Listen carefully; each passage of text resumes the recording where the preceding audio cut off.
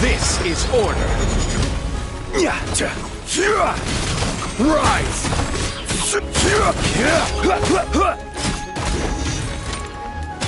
Stabilize! Shower me with praise! Propagate! Order guide you!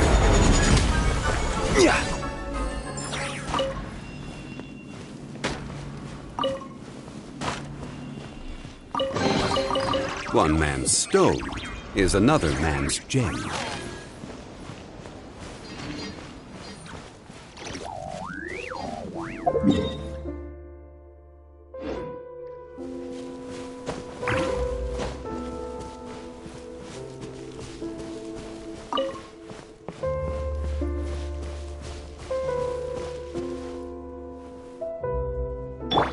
Full throttle!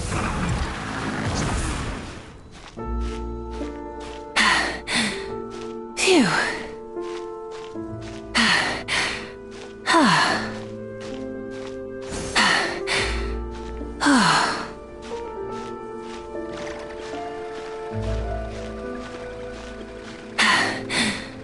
Phew.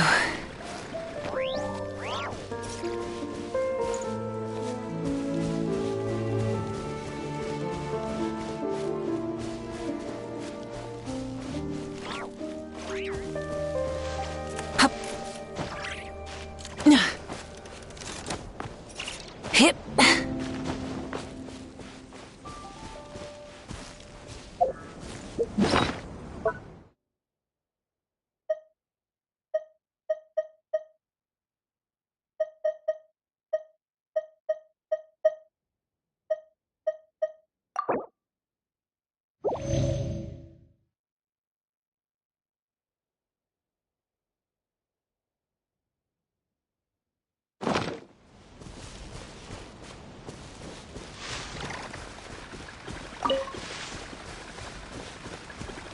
Try and stop me!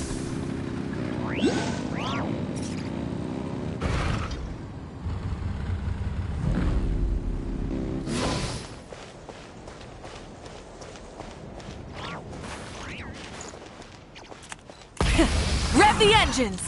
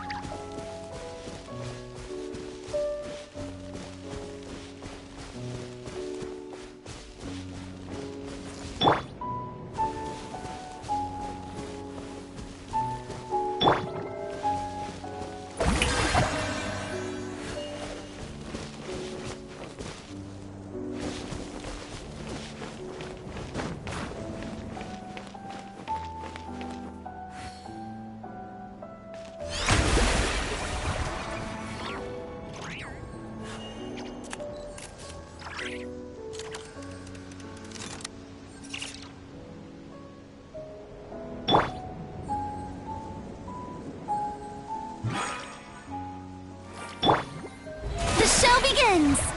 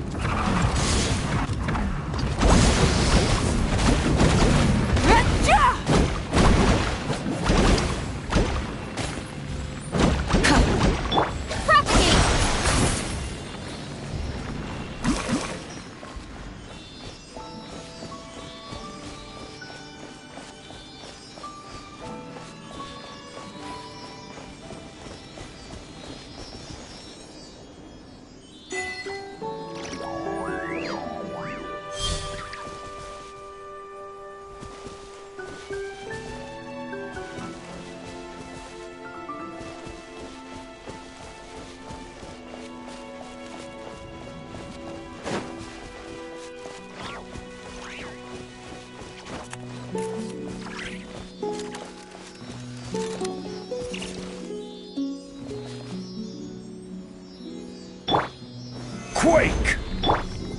May I present? Rev the engines!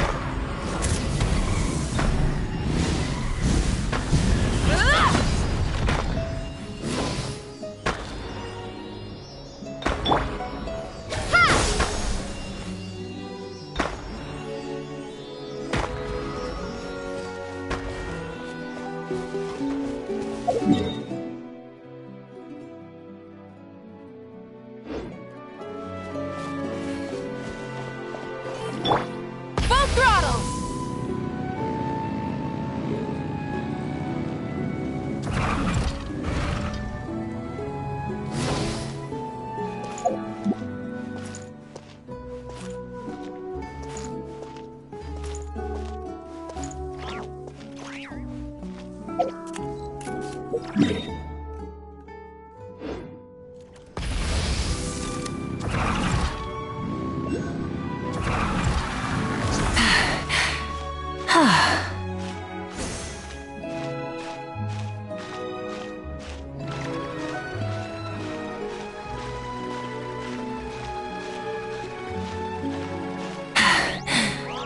Phew.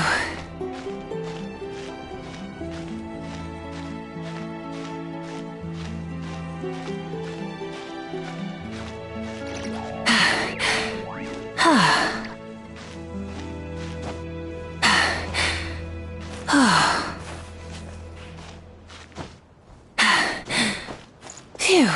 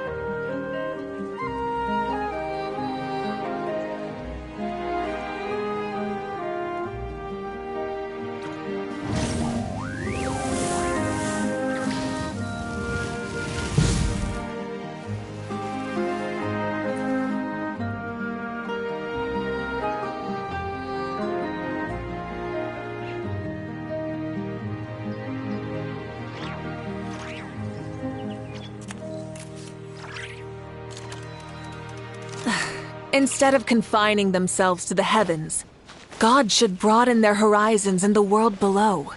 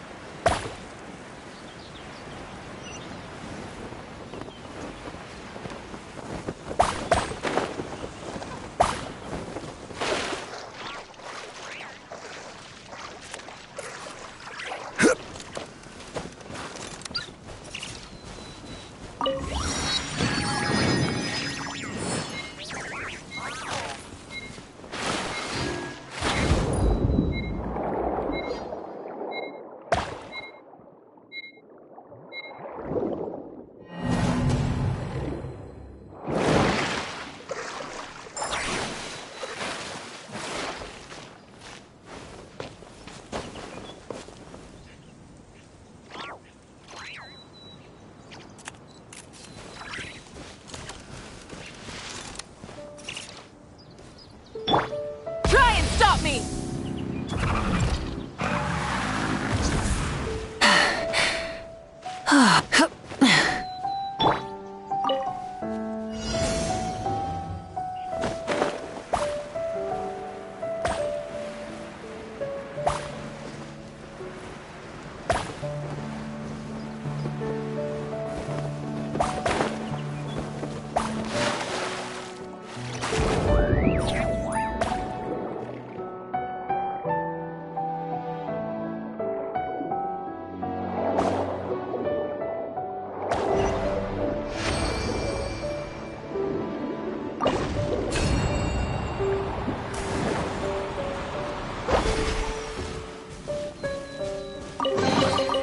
Unsolicited, and all the more valuable for it.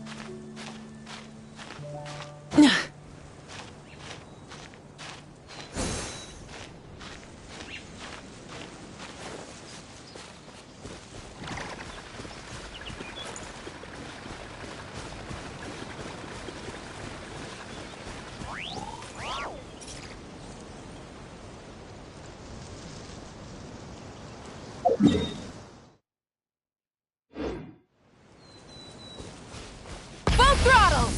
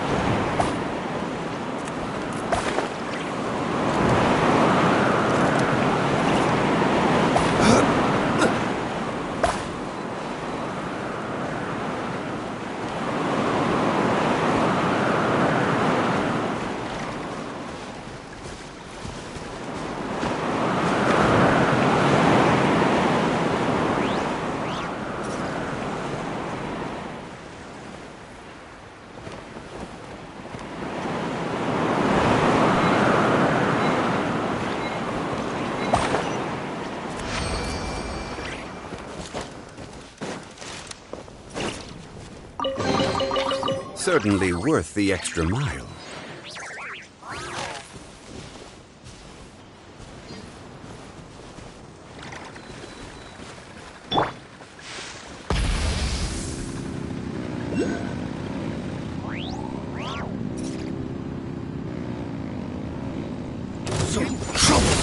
Time to shine! Scatter! Full throttle! Light of the blazing sun!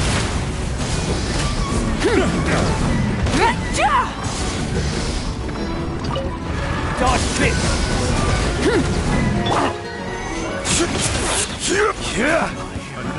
This is order. Yoo-hoo! Let the world collide!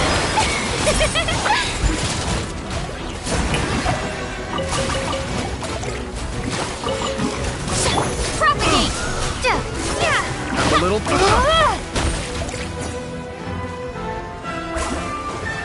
Pyroclastic surge!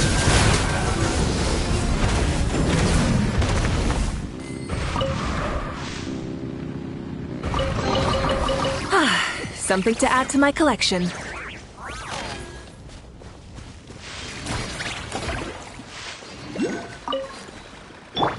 Strike a pose!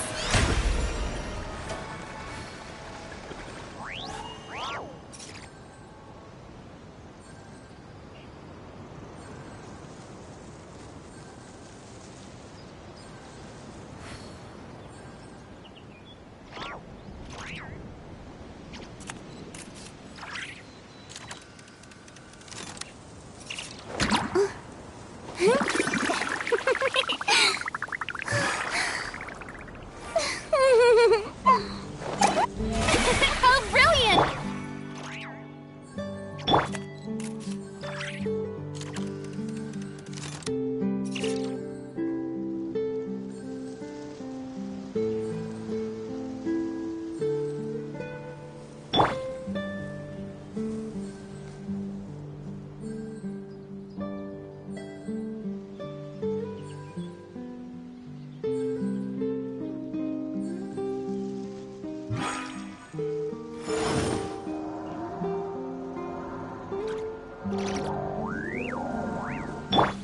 The show begins!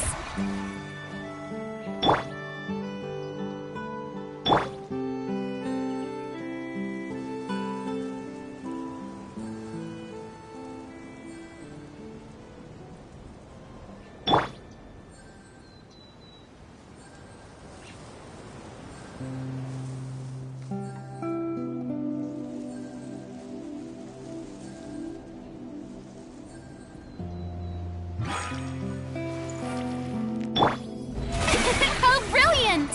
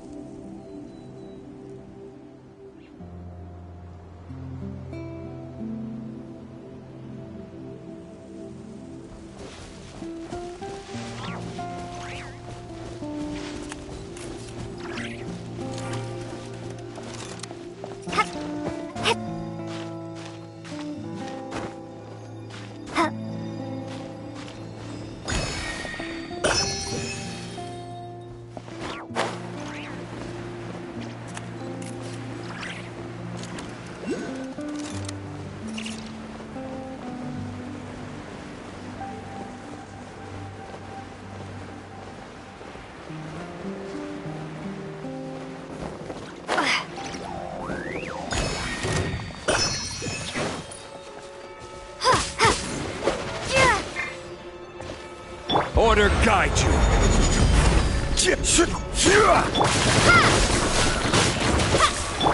May I present? Rise with the sun!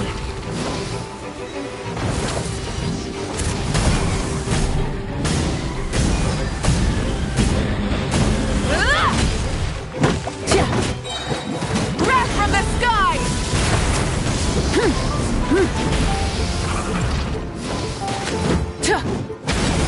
Time to shine!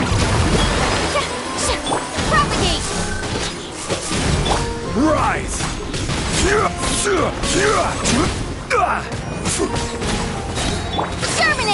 Ha! Ha! Yeah! Yeah!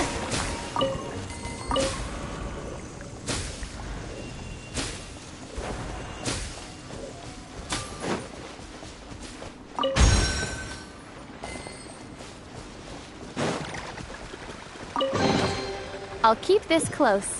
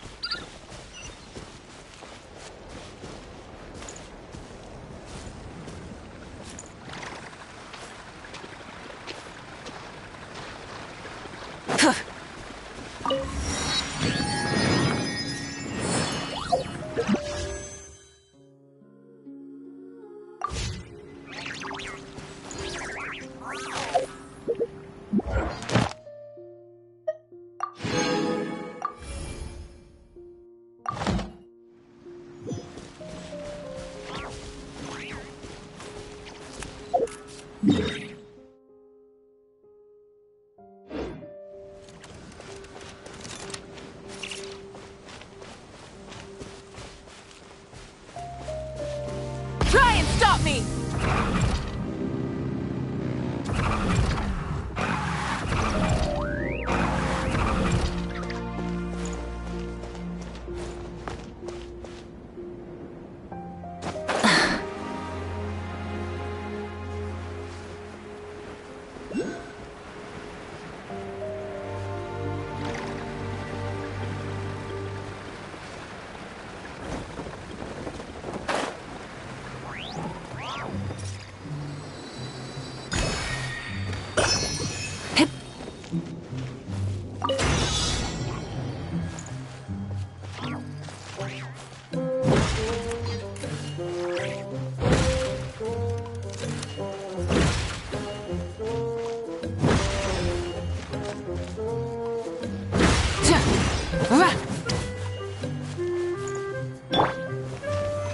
Solidified!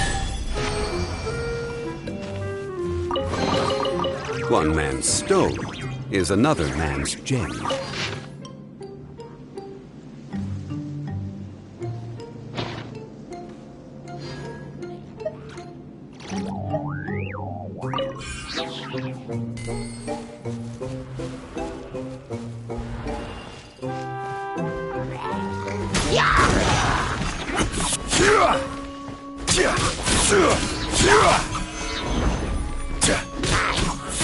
I will have order!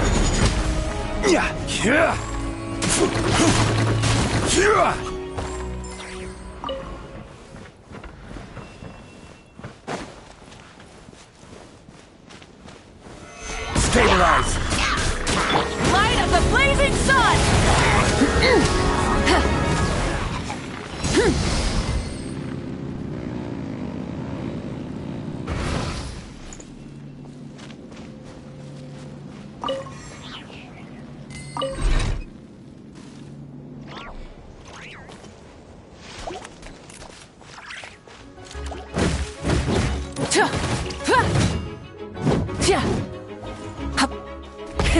Rev the engines!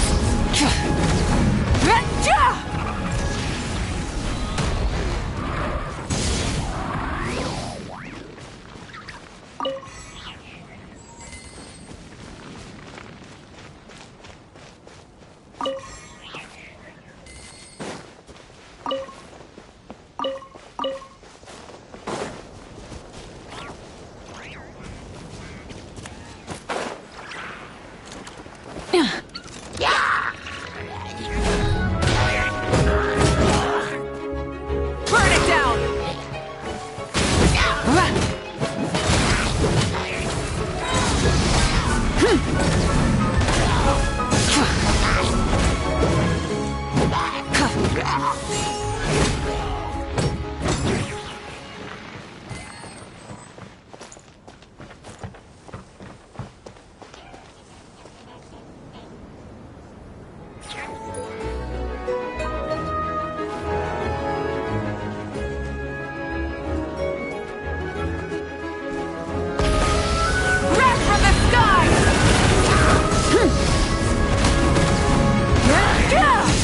This is order. Propagate! Ha!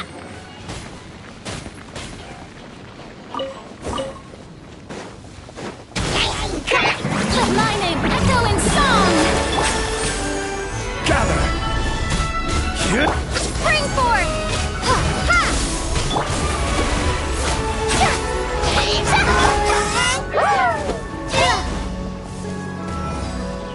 Propagate! Quake.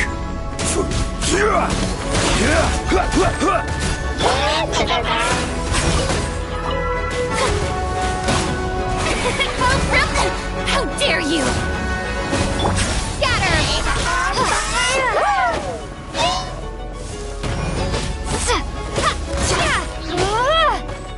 Propagate! I will have order.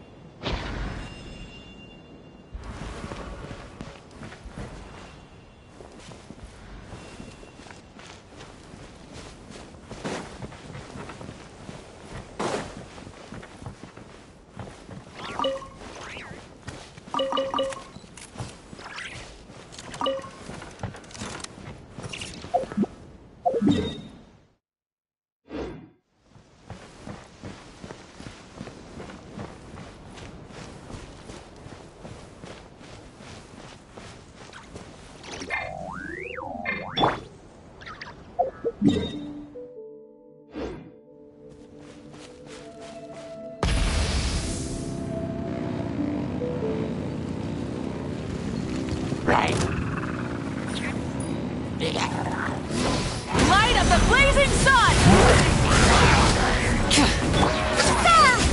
Scatter! Let the world collide! The show begins! Crumble.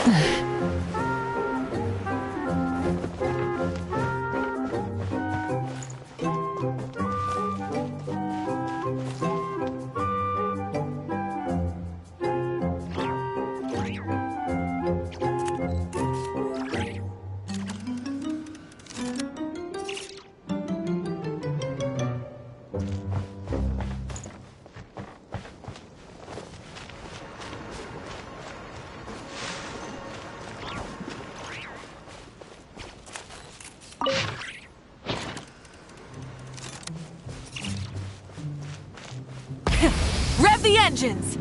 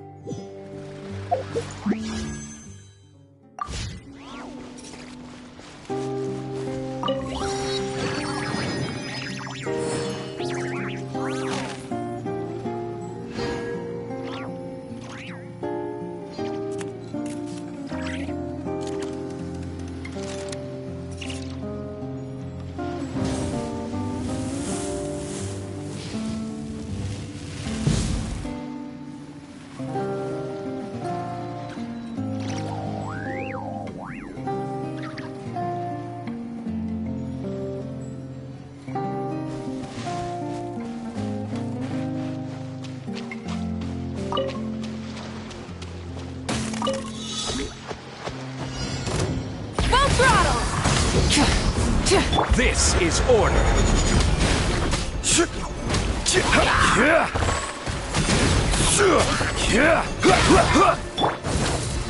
Wrath from the sky! Try and stop me!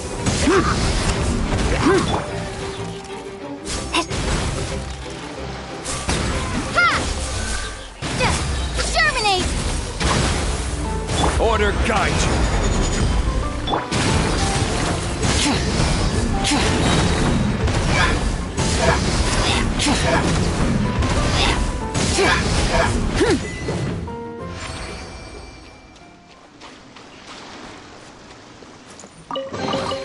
The rewards of an adventure?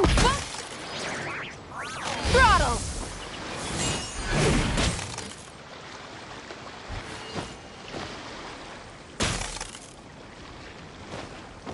Try and stop me!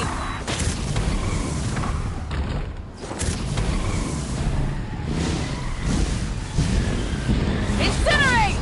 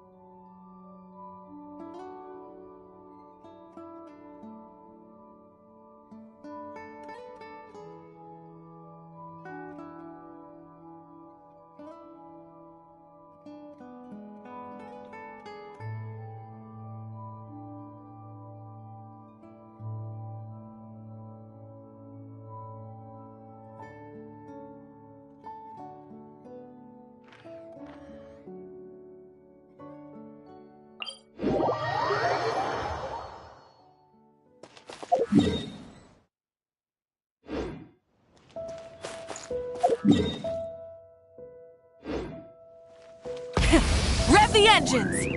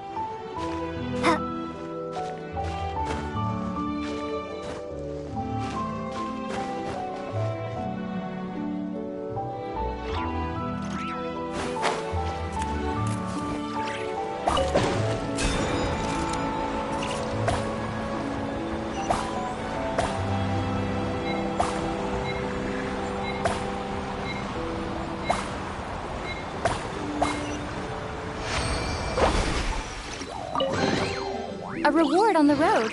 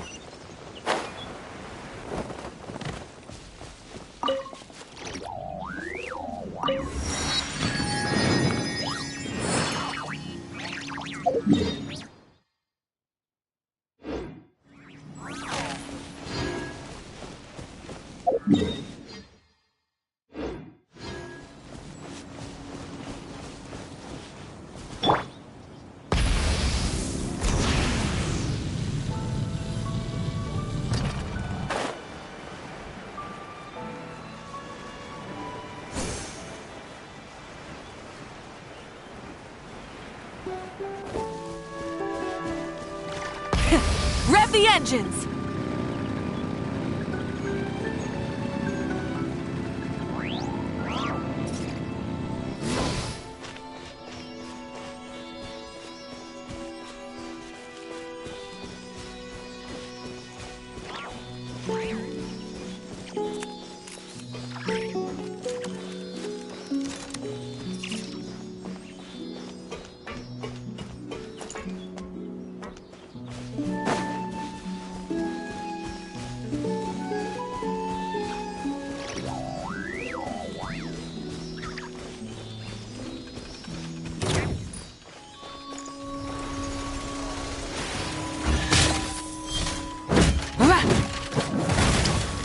Let my name echo in song!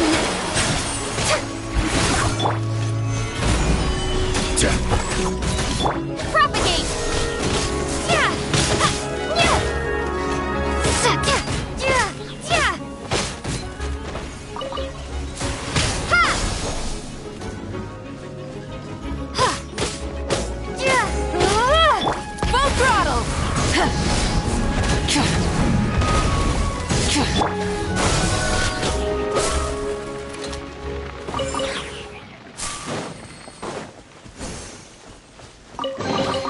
Is this an answer from this world?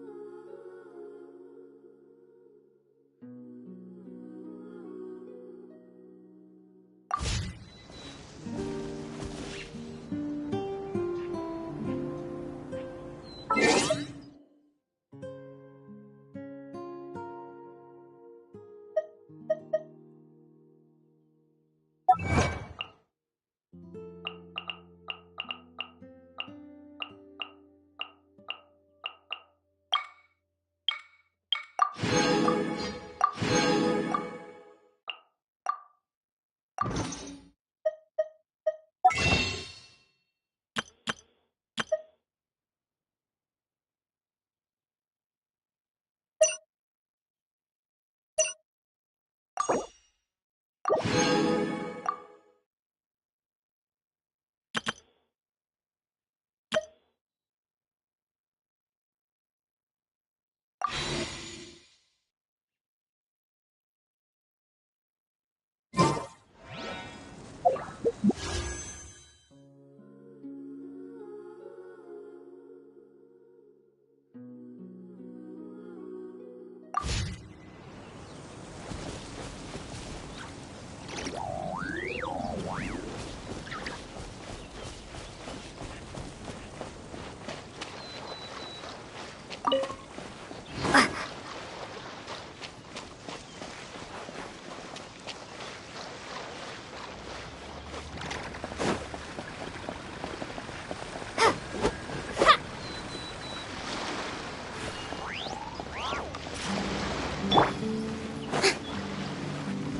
I present?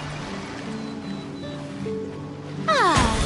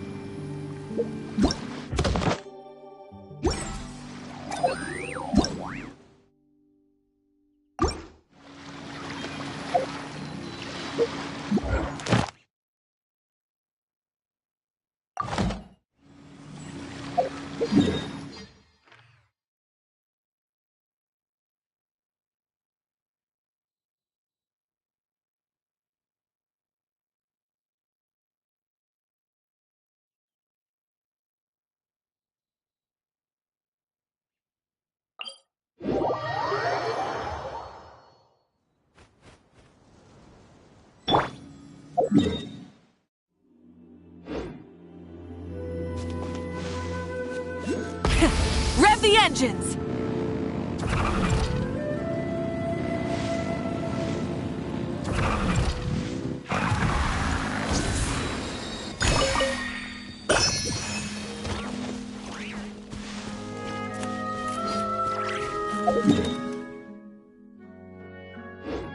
Try and stop me!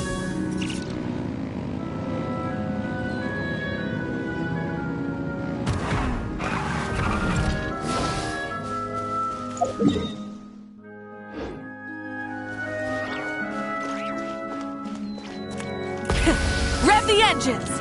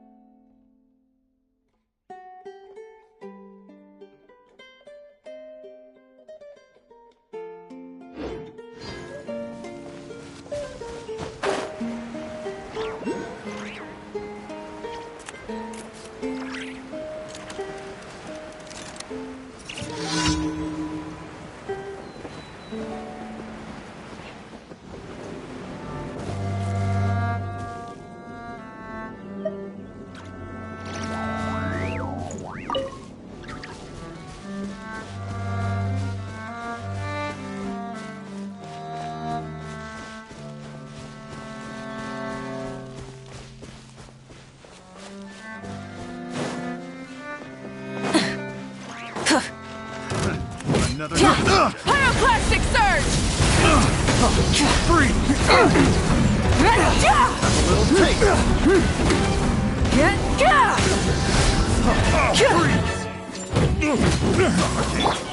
This is order.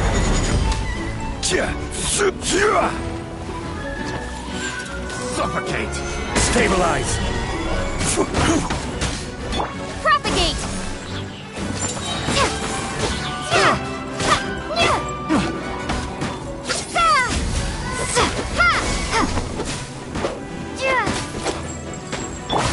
The show begins!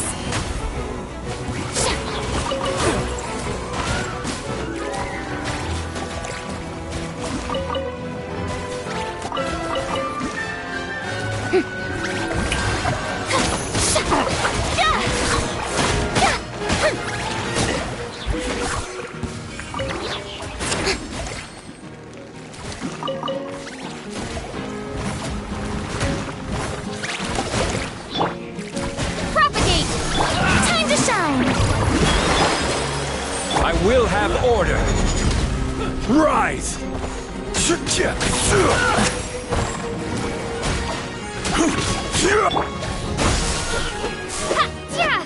Light it up!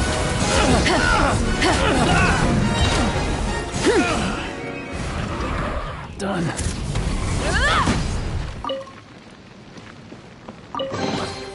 The rewards of an adventure worth remembering.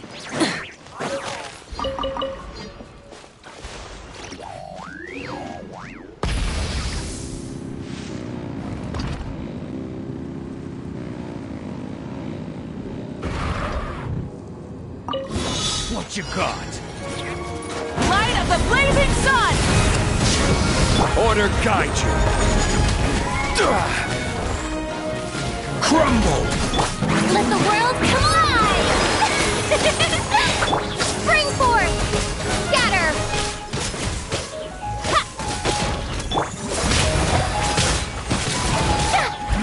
Rise. This is order.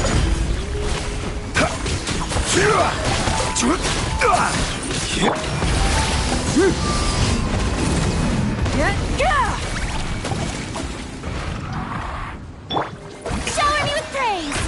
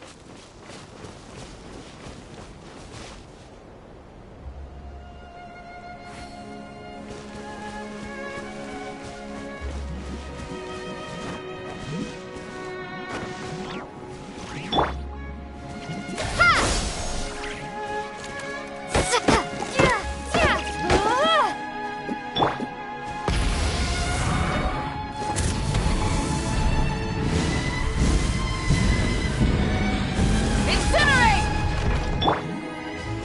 May I present?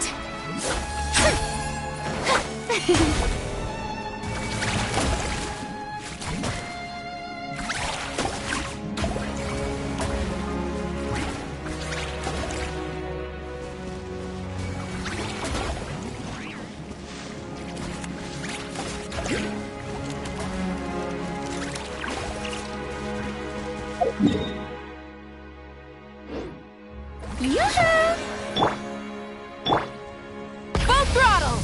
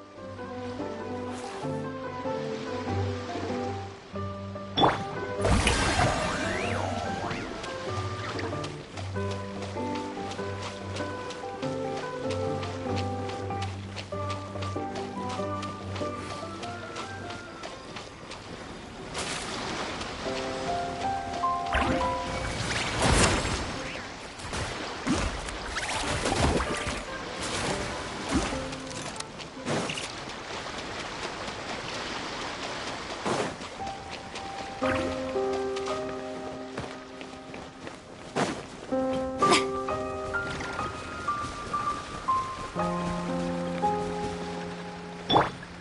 and stop me!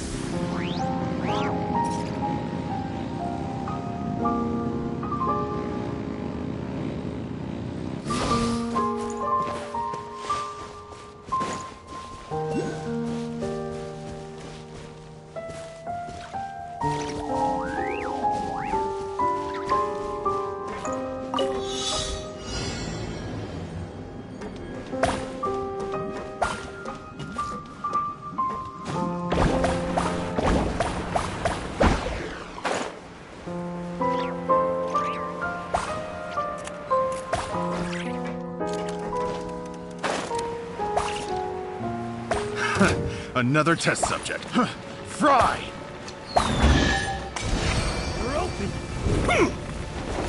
Rise with the sun! Fry!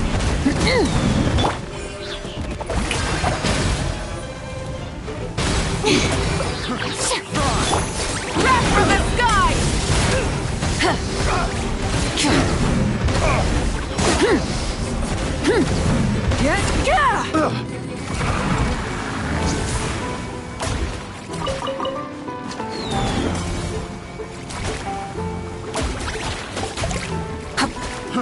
Fry! Hip. Fry! Light it up!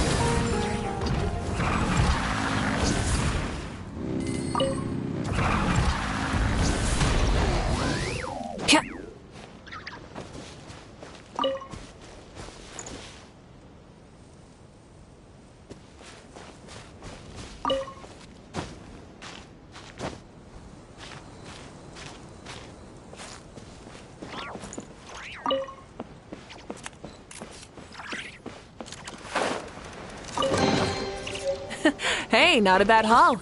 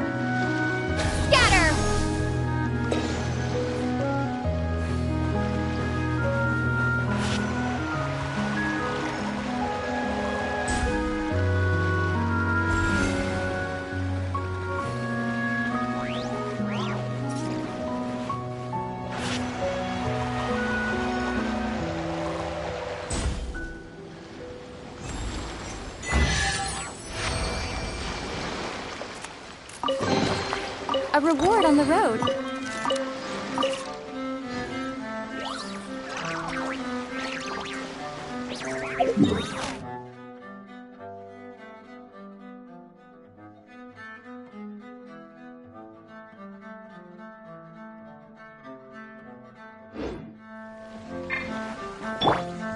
Quake! Rev the engines!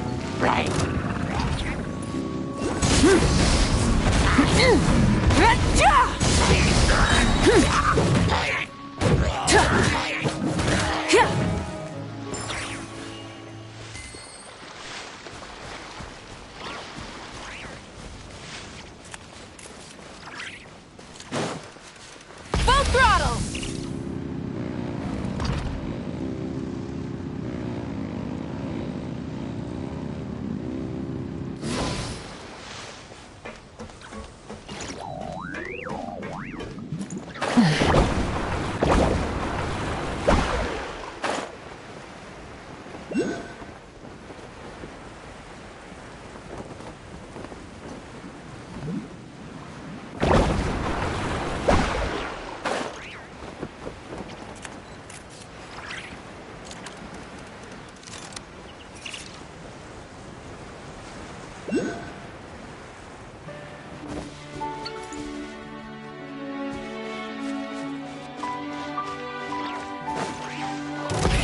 Rev the engines!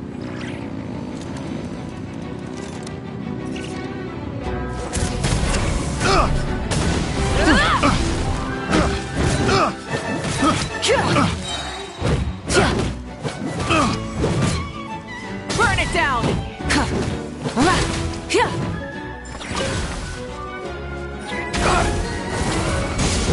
Pyroclastic surge!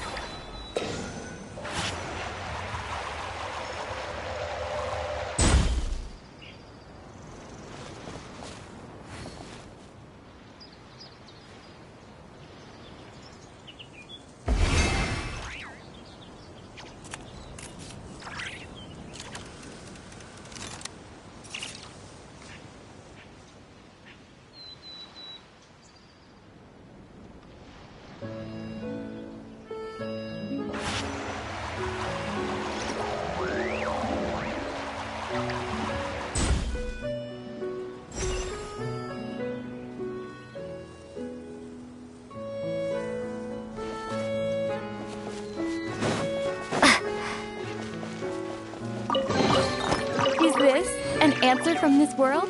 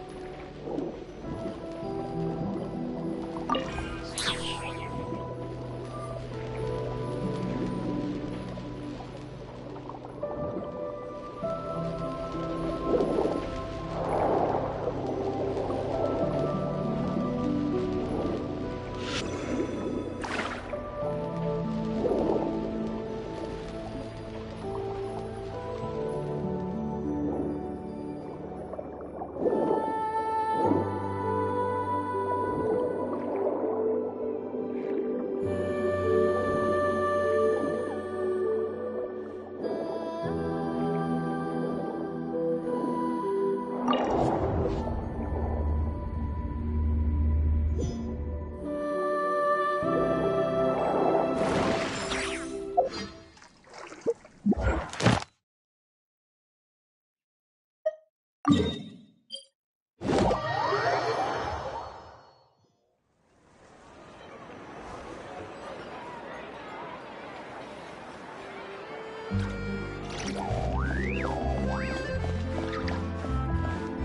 Astra Abyssosk. Welcome to the Adventurers Guild.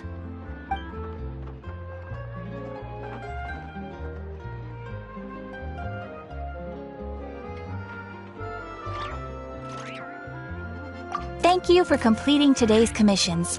Here is your reward.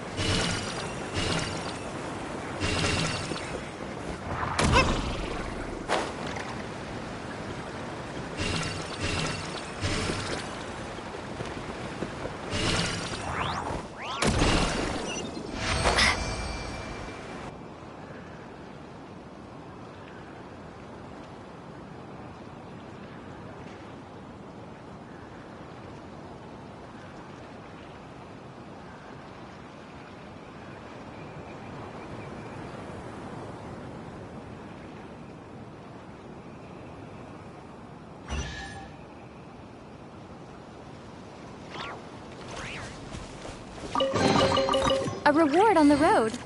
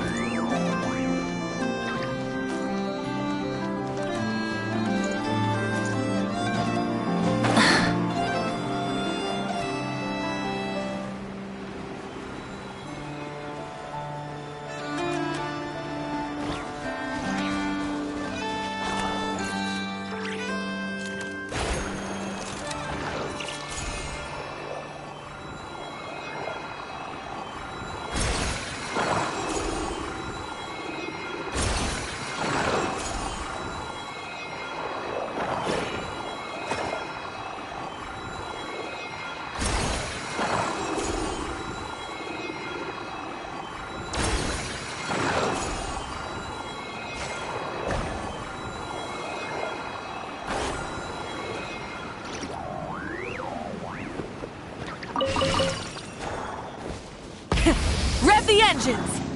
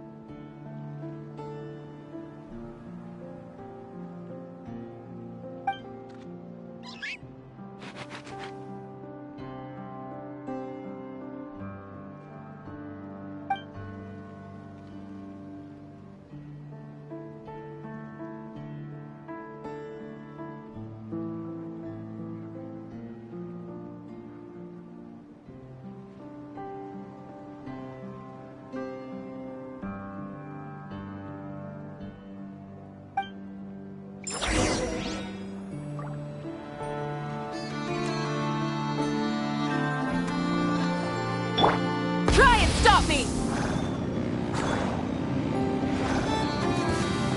A new job. I will have order. Time to shine! What's it done? Germinate! Propagate!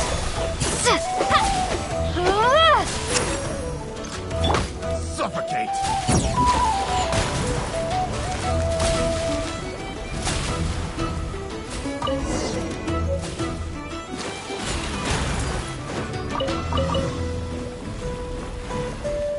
Crumble!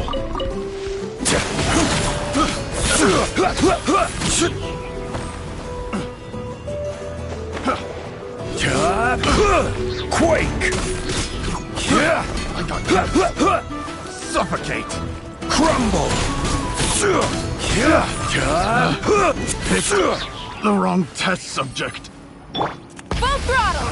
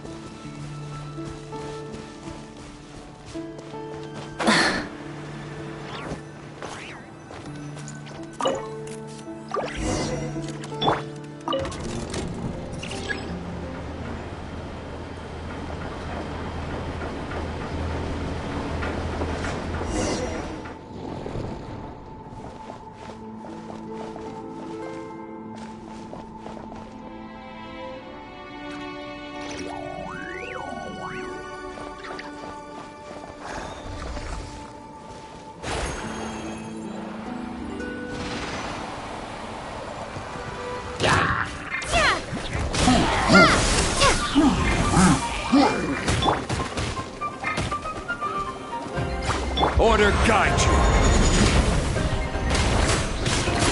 Let the world come! Is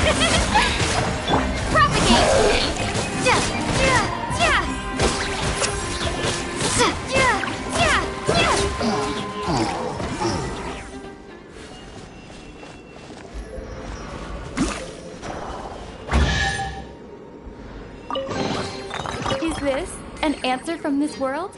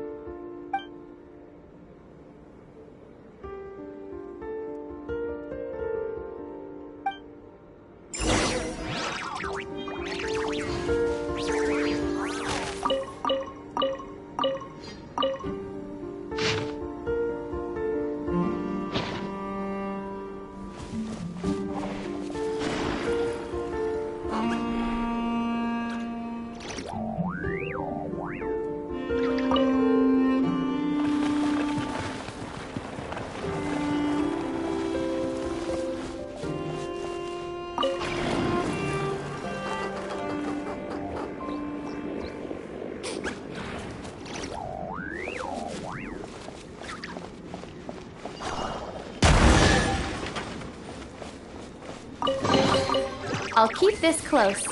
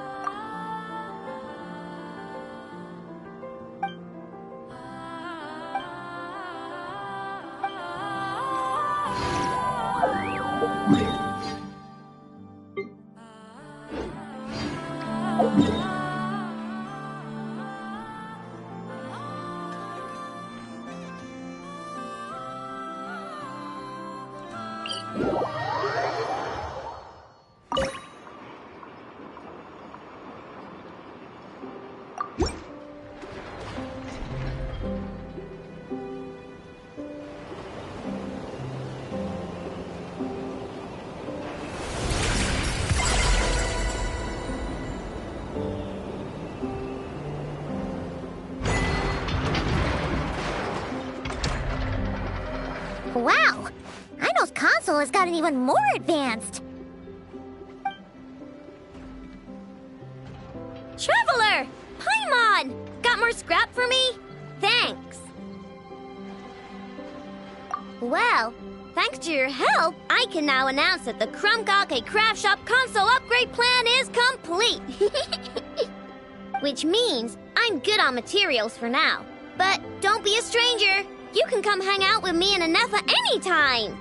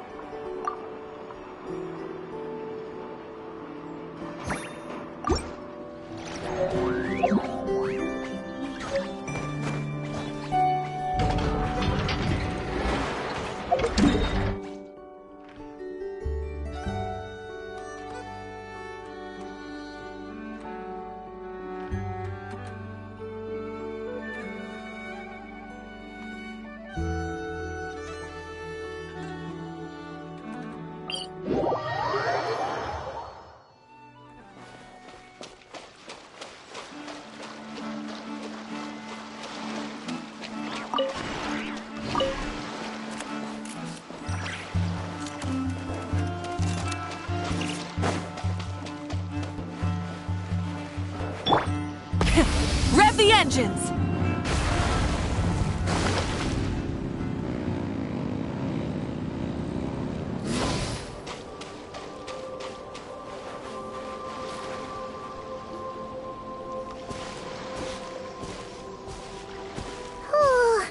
Gloomy skies overhead. Oh, just like the last time we were here.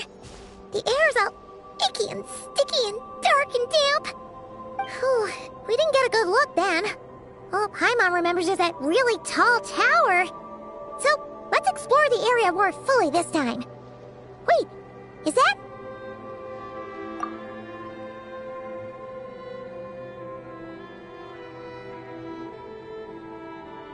Ah, good day, you two. Assuming I don't have the time wrong. Phew! Well, it's good to see a familiar face. Especially in this darkness. Oof! It really gives you the heebie-jeebies! You needn't worry. This is my humble abode, and the tomb of the Lightkeepers. And while somewhat dark, it is on the whole a safe place. That being said, I rarely receive visitors here, save for the occasional colleague. What brings you two here? Well, to be honest, we just wanted to see where you live. We were in such a rush last time, we didn't get to do a proper tour. I see. In that case, as guardian of the tombs here in the Final Night Cemetery, allow me to extend the warmest of welcomes to you both, on behalf of the spirits who slumber here eternally. Wait, do you mean there really are ghosts here? That is correct. As you may have noticed, this island is dotted with headstones.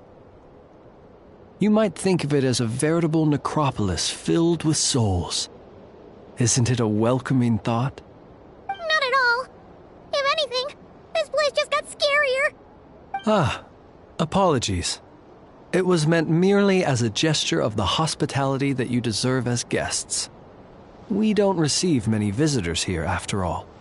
But I suppose it is a tall order to expect people to suppress their fear of ghosts. Even so, I do hope your visit shall be a pleasant one. The spirits on this isle, while somewhat old-fashioned and hardly gregarious, are an unassuming crowd who keep to themselves. I have found they make perfectly decent neighbors. If you still have misgivings, I can only suggest that you avoid staying outside where possible. The ghosts do not tend to set foot indoors very often, although that might render your sightseeing experience a little less riveting. Let me think. Most of the camps on this isle have been removed, and only the lighthouse remains, symbolizing the many battles the Lightkeepers have fought against the Wild Hunt. In that regard, it has quite a bit of historical value, and is thus well worth seeing. Yeah, that was the first thing we saw when we were... So, it's a lighthouse, huh? What happened to the light? Years of disrepair and a shortage of fuel, I'm afraid. As this island became abandoned, maintaining the lighthouse became increasingly difficult. Besides, even if we were to rally sufficient manpower to repair it, it would serve little purpose these days. In the past, it guided people on their way to and from the island. But all those people now lie beneath our feet in eternal rest. Well, that is perhaps not entirely accurate. They do sometimes come running out, speaking once familiar utterances into the void. In which case, since you are not used to the darkness that shrouds this island, you could consider restoring the lighthouse to illuminate your way. I too know well the comfort that a distant ray of light can bring on those lone journeys through the cold night.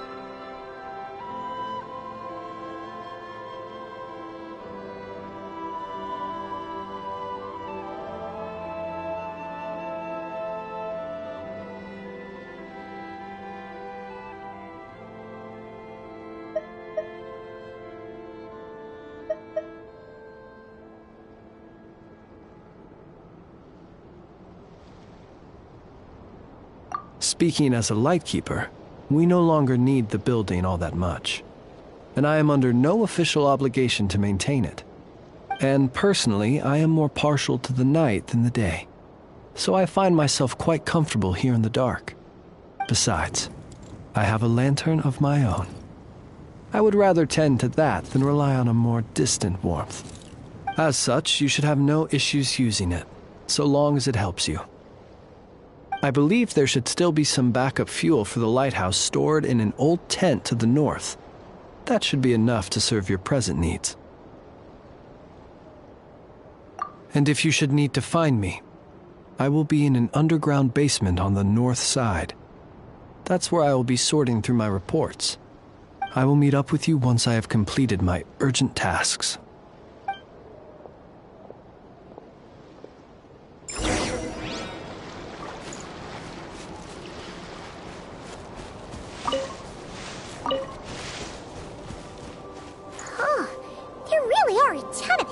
Here on this isle, and they're all so old you can't make out the words on them at all.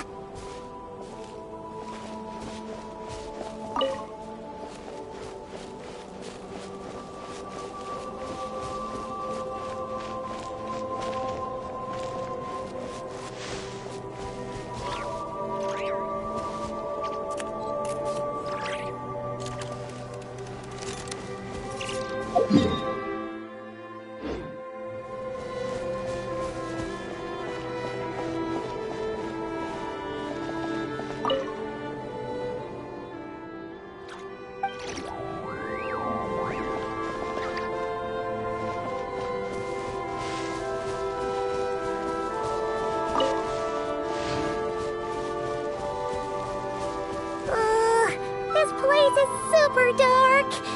Feels kind of stuffy too. Huh. And there are ghosts over there. But we'll be fine, right?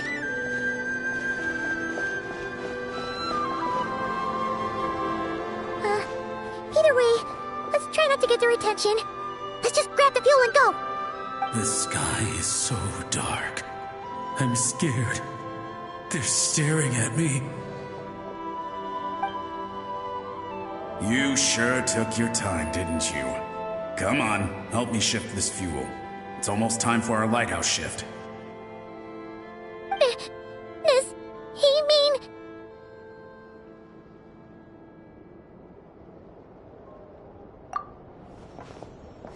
Look at you, shaking like a leaf. You scaredy cat. How you made the cut as a ratnik, I'll never know. Come on, grab your stuff and let's go. Perhaps I'll even tell you a ghost story on the way. What? A ghost telling us ghost stories? Wait, hang on. Was he just trying to scare us? You ever heard of the blue fire? As we all know, when you're out walking out at night, you should never look behind you, and never look all the way down at the ground. Always look ahead into the distant skies. Well, that's because the Wild Hunt watches us from the darkness. They wait for you to lose your way in the fog, and then, when you're at your most vulnerable, they come and take your life. That's why it's dangerous to travel alone in the dead of night. But sometimes, if you're lucky, you'll see a blue lantern shining out in the darkness. They say it only appears if you've run into the Wild Hunt or if you can't find your way at night. Either way, if you ever see the blue lantern appear, you must remember to follow it. Don't ask me what it is, cause I don't know. My granddad says it's one of the Fae that used to live in Nodcry in ancient times. But it could equally be the ghost of one of our fallen warriors. One who truly hated the Wild Hunt. Whatever it is, the blue lantern seems to be on our side. The side of the Light Keepers. I'll bet that's why the Starshina wants to make offerings to it on the island.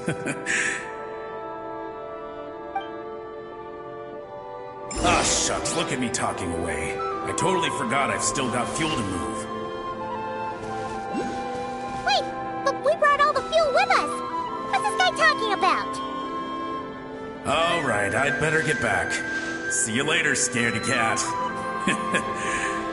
It's nearly time for my shift.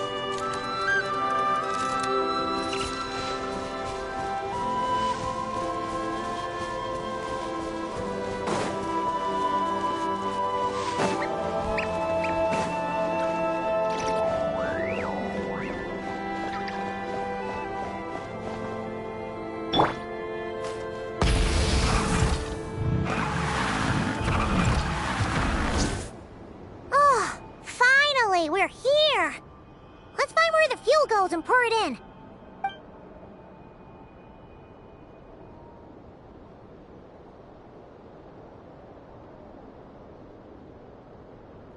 Woohoo! The light's on! This should make things way easier. Now we can keep exploring.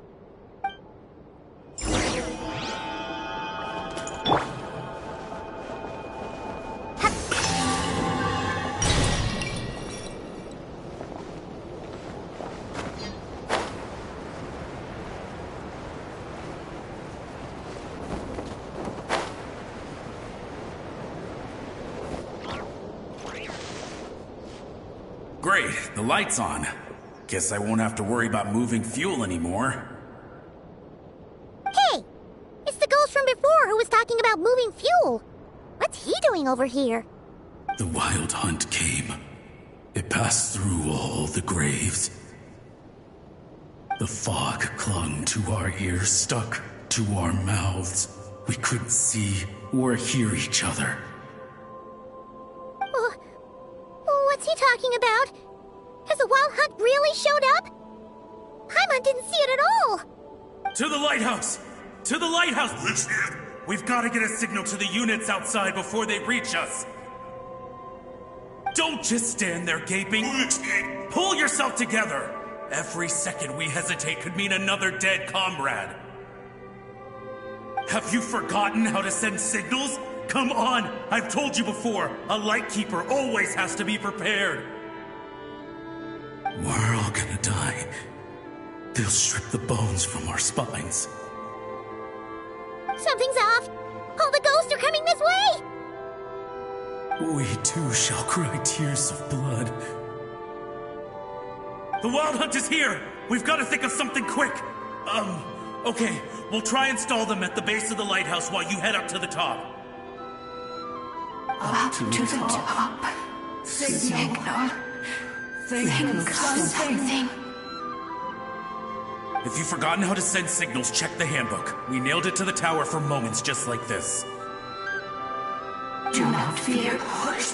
Do not fear. Don't leave our bodies to the Wild Hunt. I beg of you. That is no way to die. Death. Wild Hunt. Go to the lighthouse. Oh, the ghosts have surrounded the tower. Should we do what they're asking? Sounds like they need us to head up, find the handbook, and use the lamp to send a signal out. Lighthouse. Hope. Everlasting night.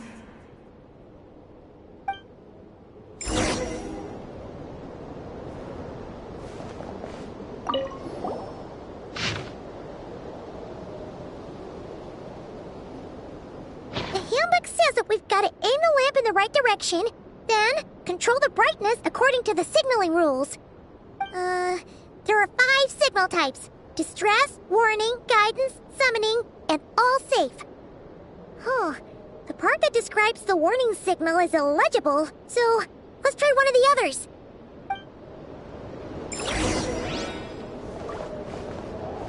Hip.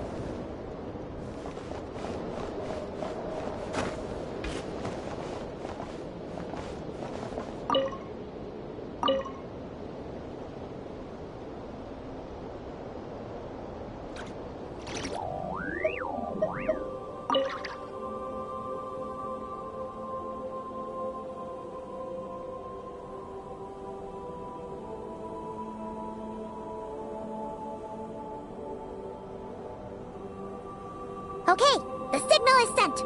Let's go check on the ghosts.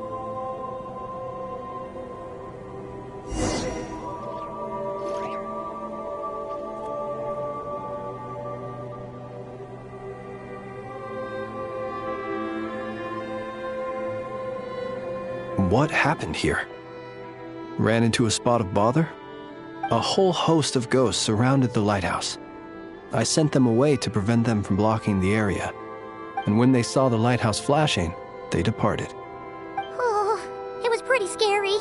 They completely surrounded us and begged us to help them. I sensed it too. This graveyard is bereft of life save for passing birds, the insects underground, and myself. Normally it's so quiet you can hear yourself breathing. Up until just now, that is, when these ghosts started getting agitated. Was it because of the lighthouse?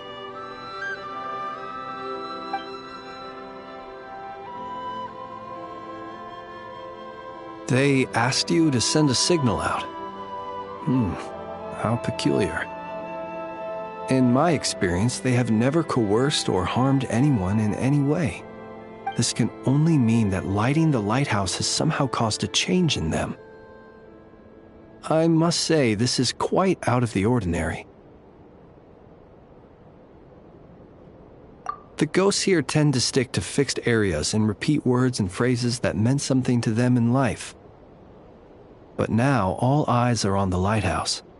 They have a rather indistinct appearance, but when they fix their yearning strongly on a specific place, I can sense where their cold attention is directed. Consider it a natural talent of mine.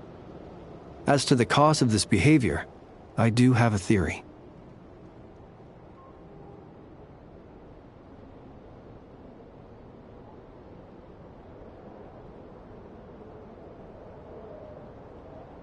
Ghosts are the echoes of living souls, a portion of their thoughts and memories that, for certain reasons, fails to enter the ley lines at the moment of their death, and thus they linger on the surface.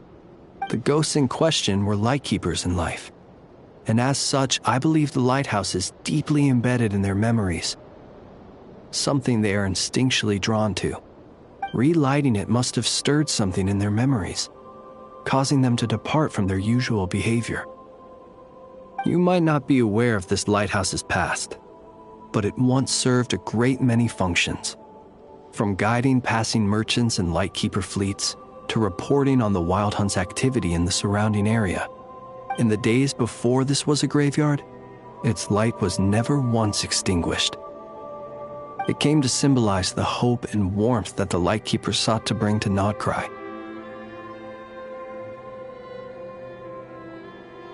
But alas, the light of this historic outpost was snuffed out in a conflict against the Wild Hunt several decades ago. According to our internal records, that conflict cost the island 90% of the troops stationed here. The Starshina of that time eventually decided to send a warning signal to the outside. Wait, a warning signal? So, they didn't use a distress signal and call for help? Indeed. The warning signal saved the nearby merchant fleets and patrolling lightkeeper ships. Without it, they likely would have been pulled into the fighting with little knowledge of the situation. But at the same time, this signal also cut the troops on the island off from any possibility of rescue. The Lightkeeper Oath contains a line that goes as such: "Our bones and blood we shall use as fuel. We shall make life greater than death." It is a line that strikes at the very heart of our principles. Should we find ourselves at a great disadvantage, we are to prioritize the preservation of life and ensure humanity's long-term survival. After all, the Wild Hunt is a never-ending threat, while our numbers are limited. This principle is most cruel to those who must sacrifice themselves, and yet, most of us willingly abide by it. Shoot! So we sent out a distress signal, but what the ghost actually wanted was for us to send a warning signal, right? You feel you unwittingly did something wrong? No, I don't think so. Ghosts are but the memories of people that once were. You may have stirred up those memories, but that is all they are. Those to whom they once belonged are long gone. Still, I can see that you're concerned about them. And truthfully, so am I. If you wish to find them, just follow me. Ah, yes. And please do not be alarmed by anything strange we may encounter along the way.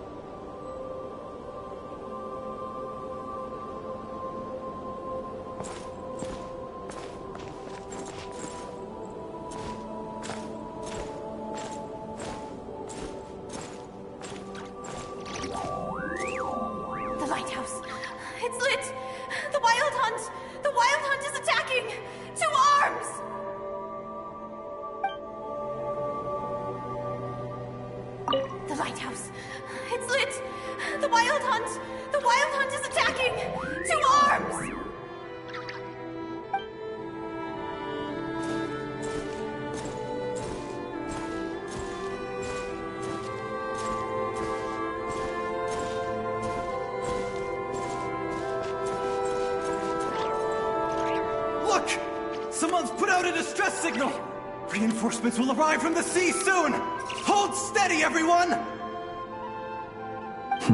The coast then. But on which side?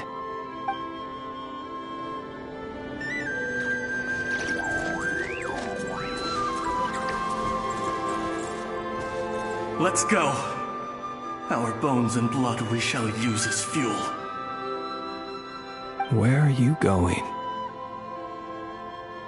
We shall make life greater than death. Never mind. We won't get anything out of this one.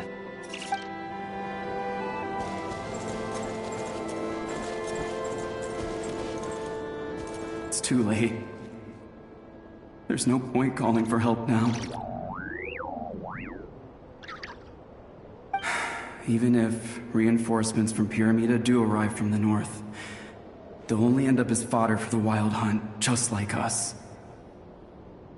The north it is, then.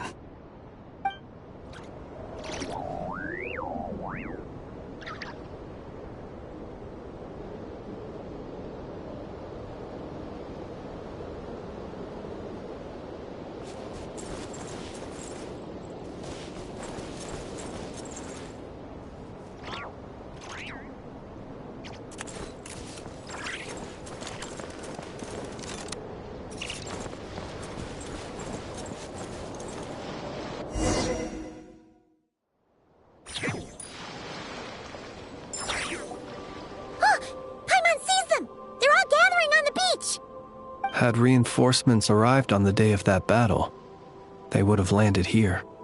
You have to understand that ghosts are hard to reason with. A better way to communicate is to give them key information that might provoke some sort of a reaction.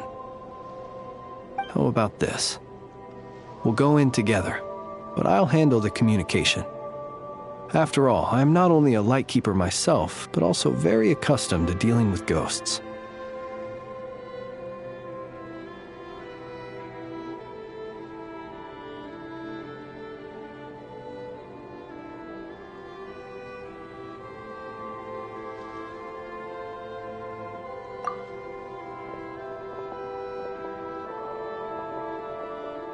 Don't come near us.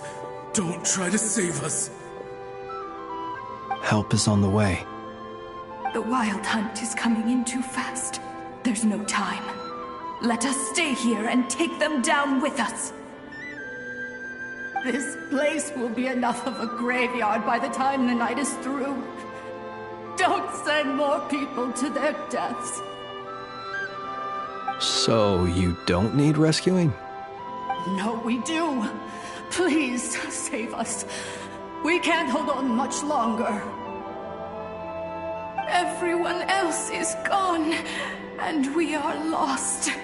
What more can we do? Please, someone, anyone, save us. Ignite the blue lantern. It will guide you far from the Wild Hunt. The blue lantern cannot bring back souls from the dead. Even if you light him up, it will be too late. He can help you destroy what remains of the Wild Hunt, but he cannot save you. Don't rescue us. Don't come any closer. No, wait. Help us, please. Someone, anyone. What's this supposed to mean? Do they want help, or don't they? Those poor souls. On the one hand, they hoped that someone would send out a distress signal and save their lives. On the other, they did not wish to call in reinforcements only to send them to their deaths. And so they sought the help of the Blue Lantern spoken of in local legend. And indeed, one such lantern was still preserved on this island. That ought to have been their last hope in a time of desperate need. But to my great regret, it is of no use to them now. Will any other horrible things happen? They will recall the unfathomable suffering they experienced in their final moments. I will do what I can to comfort them. We shall part the snow curtain of the sky and blast the winter winds across the wasteland. We have sworn an oath, and so we must fight to the end. We cannot wait for them to come. We are the last ones. Pick up your weapons. We are the Light Keepers, who shine the eternal light of hope into the endless snow-swept plains. Wait, Fritz! It seems like these ghosts have rallied. Again, they are but the replaying memories of once living people. It is not the ghosts who have rallied, but the Lightkeepers who fought to the bitter end. Viewing the world through human eyes is like looking into a kaleidoscope. It is so complex and yet so beautiful. The sorrow and reluctance in the face of death. The longing for a life of peace and stability. The surprising valor that wells up in the hour of despair. If it were up to you, traveler, would you wish to do something for them?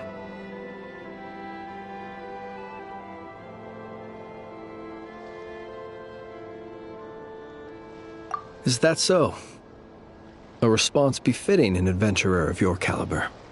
Personally, I do feel inclined to do something for them. To help these shadows of the heroes that once were forget the death that will soon be upon them, and return to their slumber. In time, the memories and yearning of these ghosts will fade, and slowly return to the ley lines. But that time has not yet come. My dear Ratniki, I am Kirill Chudamirovich Flintz, Once upon a time, it was I who retrieved your fallen bodies from the battlefield. Now, let me once more lay you to rest, for you are worthy of my respect and earnest esteem. Look upon my flame and wander no longer. Return to your graves and forever rest in peace. 6 feet under may you slumber in your erstwhile homeland, and in sweet dreams return to the ley line's embrace.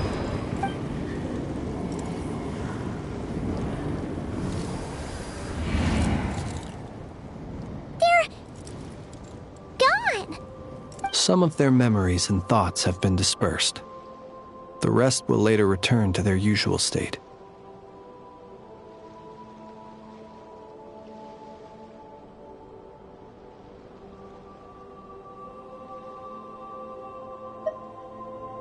To me, they are both warriors whose memories should be honored, and my gentle, friendly neighbors. Unfortunately, I did not know most of their names, but my short interaction with them has deposited some of their memories within my flame. At the very least, I know now that the gentleman who moved fuel and loved to tell the tale of the Blue Lantern was named Imo, and the comrade he always called out to was named Itu. Many of the ghosts on this island may have been affected by the lighthouse, and I'm not sure if they'll all undergo changes like Imo. But if you're in the mood to keep exploring, would you come with me?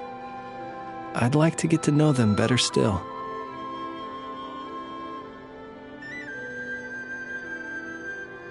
It would be my honor.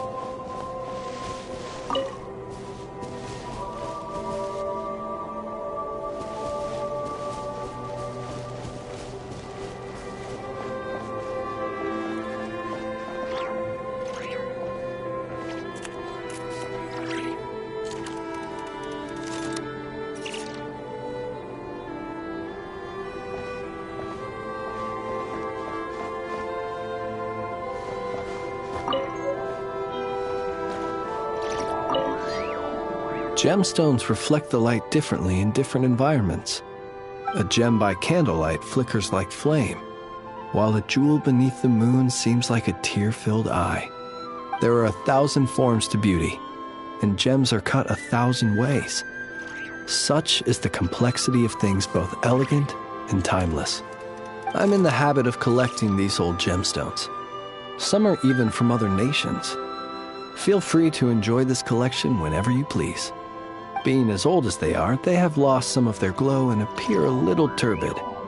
They cannot compare with the brilliant luster of a newly cut stone. Do be careful when touching them, so as to not damage them. I've left most of them in their original casing.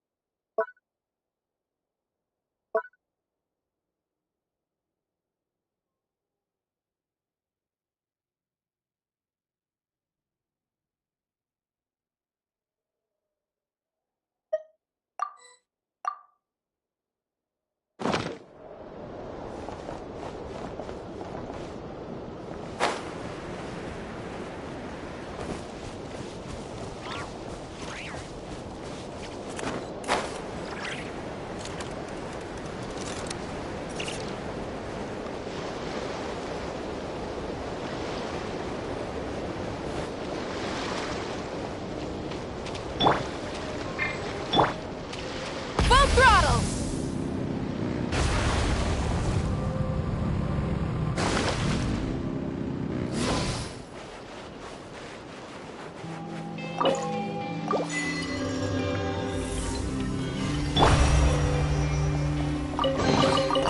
this an answer from this world?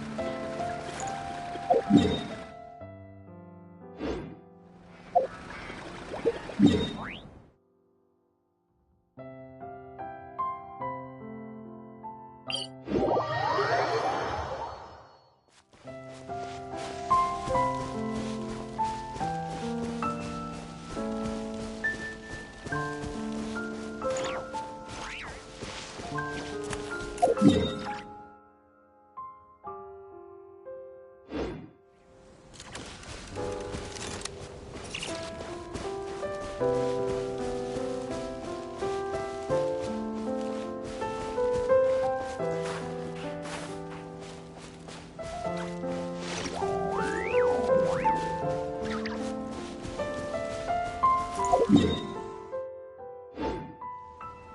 and stop me!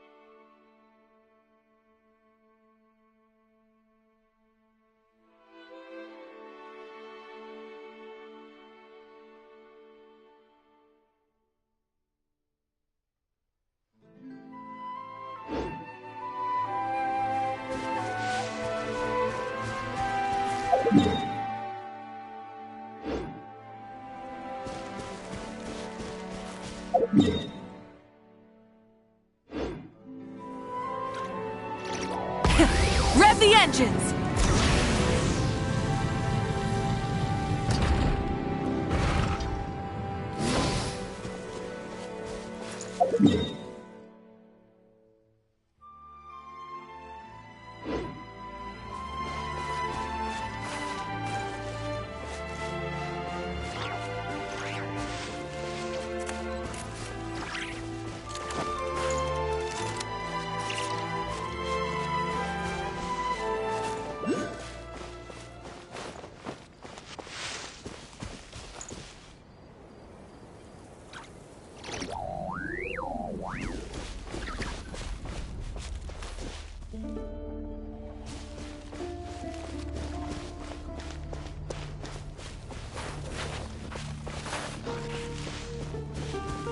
Try and stop me!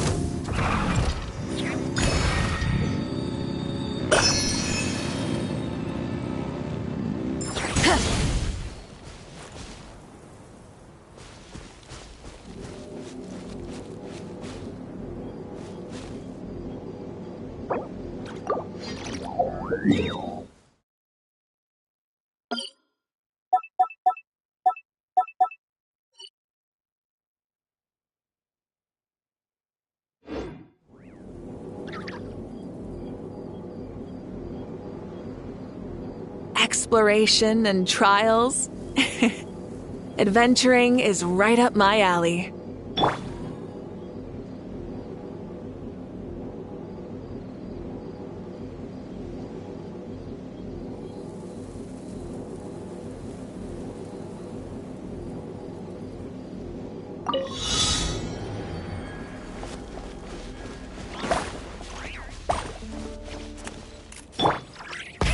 Rev the engines!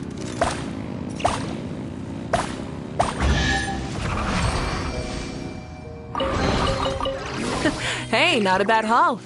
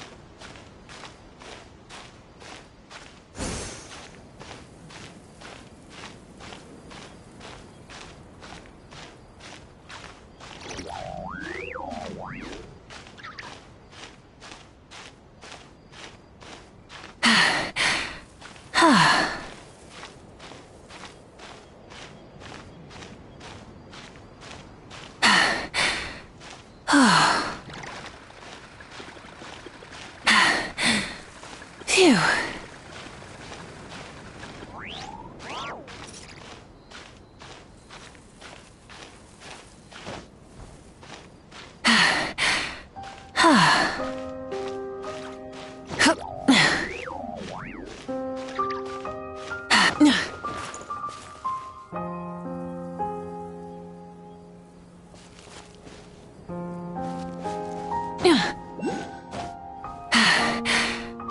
Hip.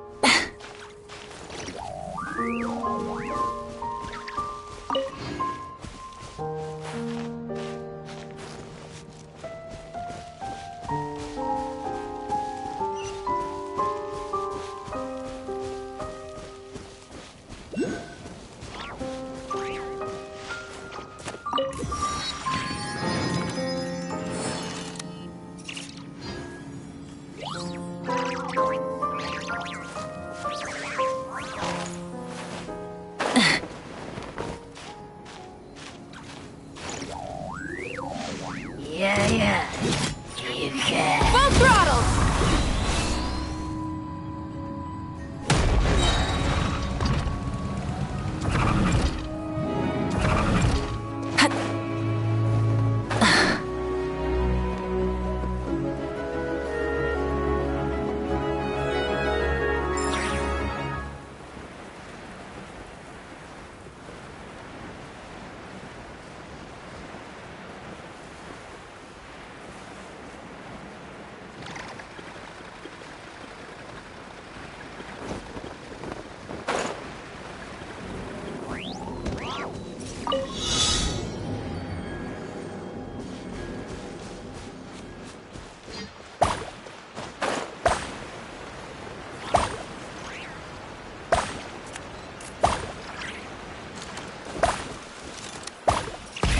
Rev the engines!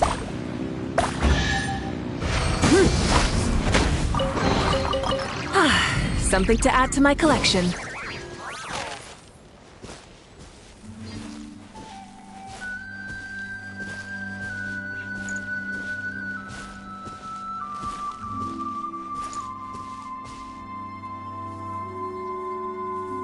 Rise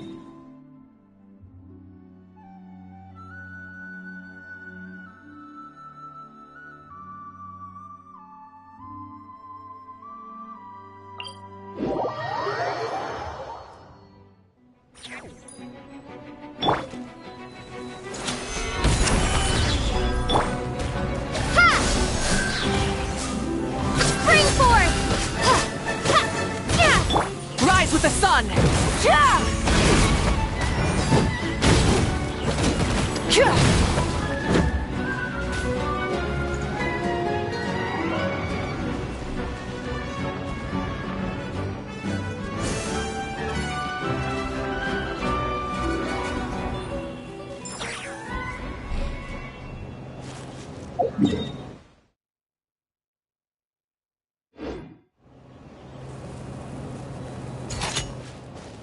Try and stop me!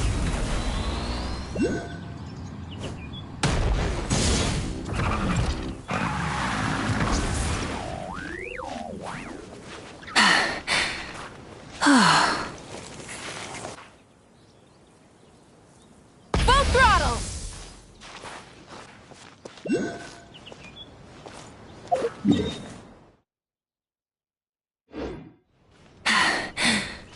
Phew. Hup.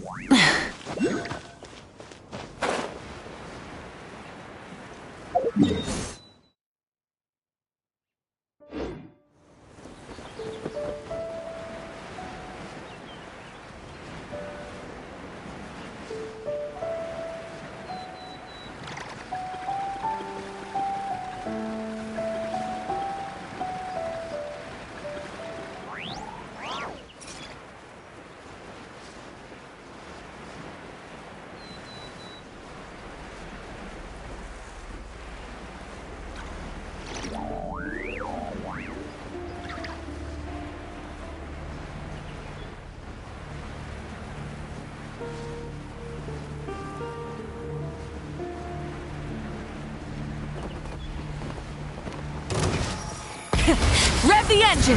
Where are you?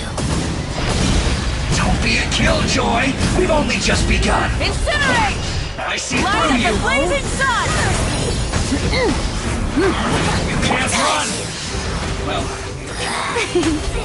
Strike a pose! Looks like I went too far.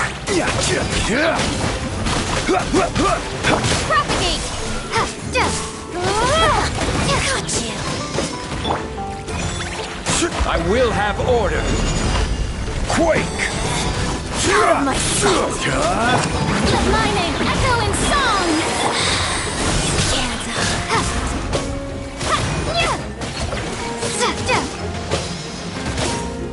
Her Majesty's power flows through me!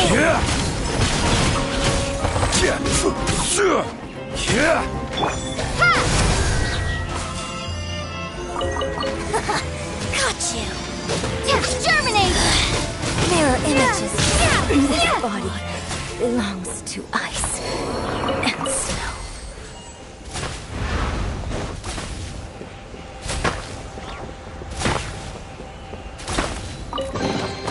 A reward on the road.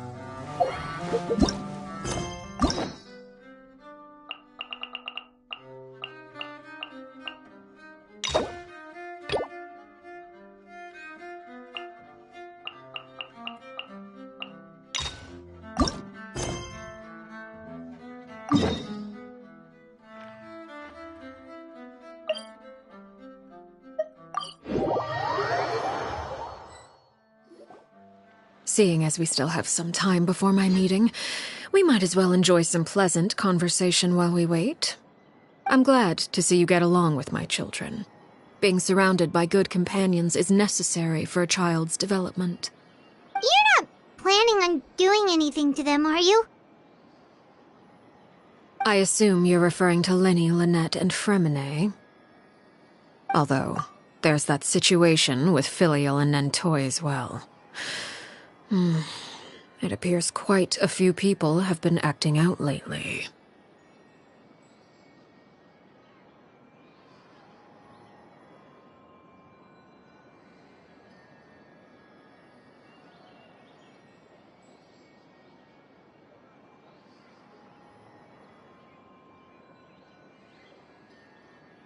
No matter.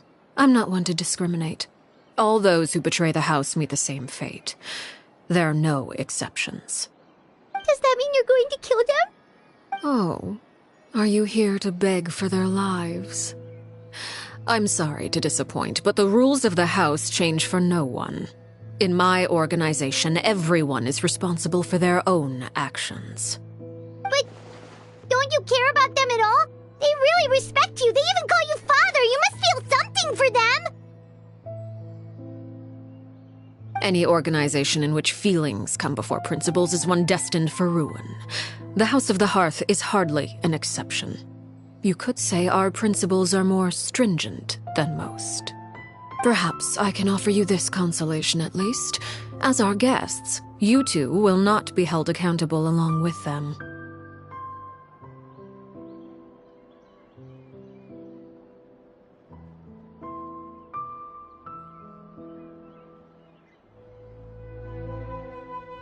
I would imagine Lenny, Lynette, and Fremine will be able to keep their lives. As for Filial, Nentoy, and the others, I'm afraid there's little I can do. They can try to escape, but once you know our secrets, there's no getting out alive. But that's awful. Ah, you seem concerned. Out of consideration for my guests, I suppose I could turn a blind eye for a little longer. If Lenny and the others manage to dispose of Claire V in the meantime, all evidence of their wrongdoing will be lost. In that case, I could hardly punish them for something I couldn't prove. If their efforts are unsuccessful, on the other hand, all will be held accountable, and the punishment will be severe.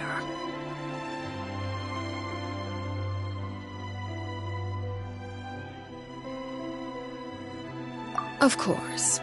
Oh, and here, I believe this belongs to you. Do try and keep better track of it next time. It takes a considerable amount of time to train a bird like this. It would be such a pity if you were to lose it. Permanently. Wait, where did you get that?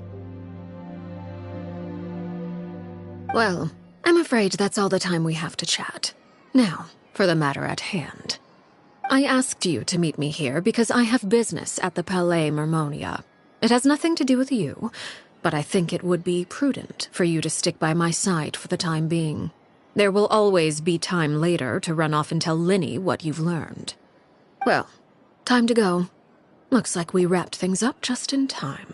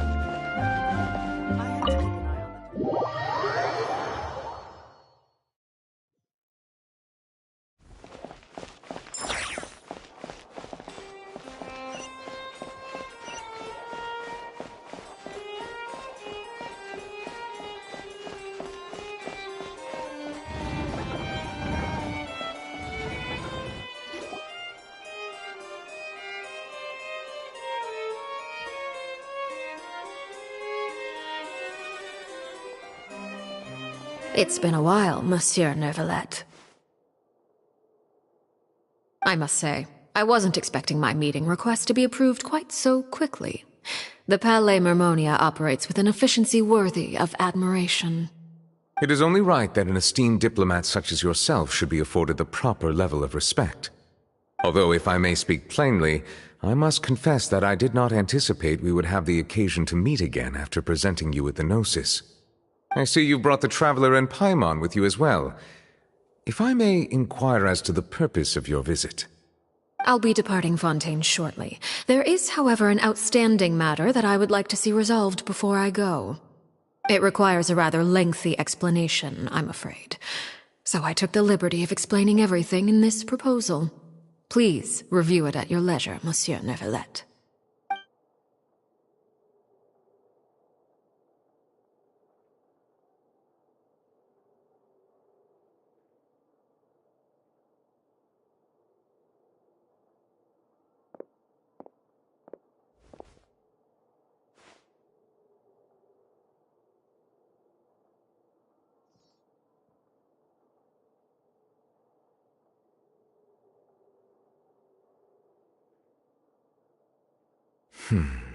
I understand your request.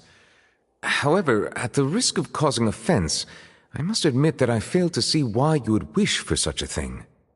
I heard you have a certain fondness for water tasting, Monsieur Neuvillette, so allow me to use water as an analogy. A family is like a large body of water with countless rivers flowing in and out. As someone who watches over this system, I would hope that each river that flows from the source will eventually reach the ocean. Of course, objectively speaking, I know this is impossible. Most of the rivers will dry up along the way, disappearing into the ground and leaving nothing but a barren riverbed behind. Not all rivers are destined to reach the ocean, but I would not see their existence rendered meaningless. I believe the water that flows within them is simply meant for a different destination, like a field in need of irrigation. Or perhaps the glass of a certain water-tasting enthusiast. Did you get any of that, Traveler? Your words paint an optimistic picture indeed. Allow me to remind you, however, few among us are willing to sip from a glass filled with tainted water. It may have been tainted at one point in time, but not to worry. I'll make sure it's strained of all impurities and returned to its cleanest form.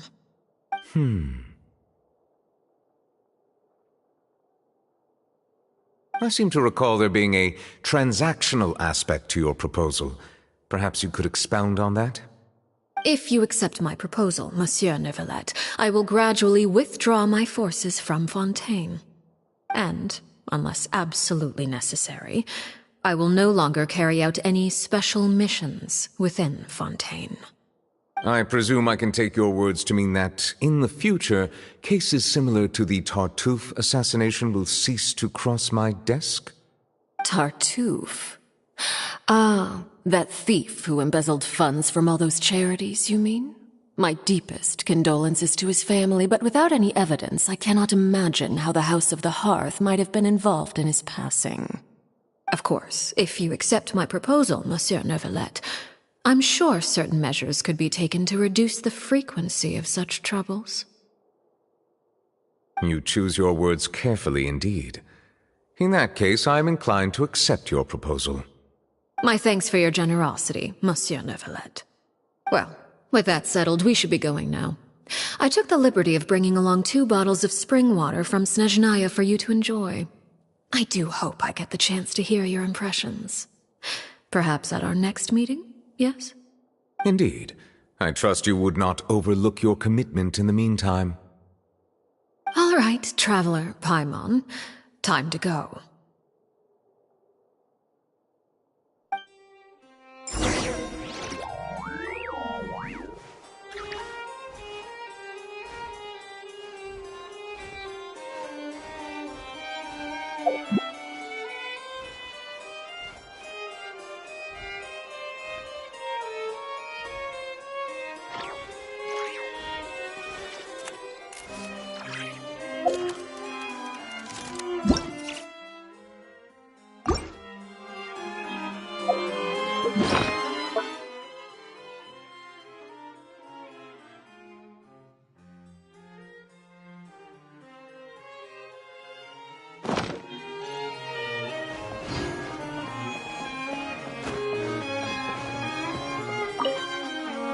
I believe I've told you before that my emotions easily resonate with those of others.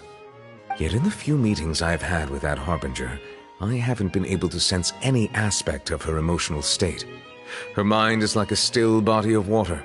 Who knows what darkness lies in its depths, and the lack of ripples on the surface gives nothing away. It's unclear whether this is her natural state of being, or whether it's an incredible strength of will that gives her the ability to master her emotions. Either scenario, however, suggests she is a very dangerous individual. I do not expect an explanation as to why you two are by her side. Whatever your reasoning, I would only advise you to take caution.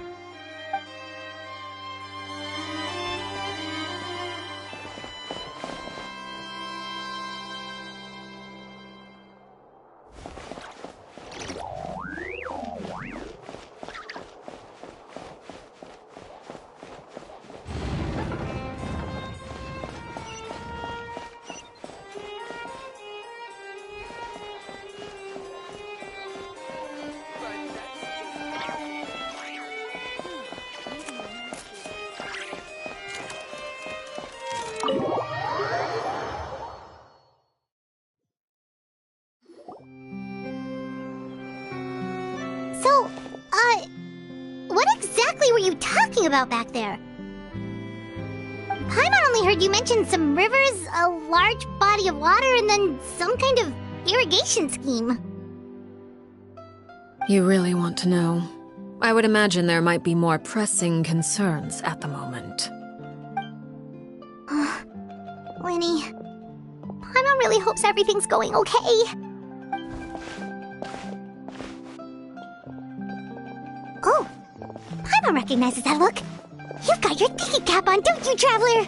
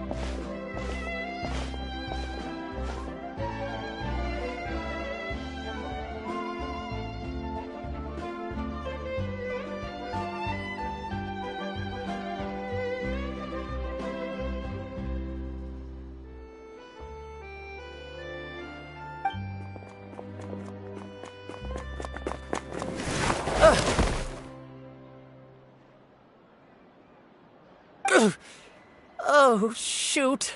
Are you alright? Oh, jeez. I'm so sorry. I was so focused on selling these papers, I wasn't looking where I was going. Well, let me make it up to you at least. Here, take this paper. On the house.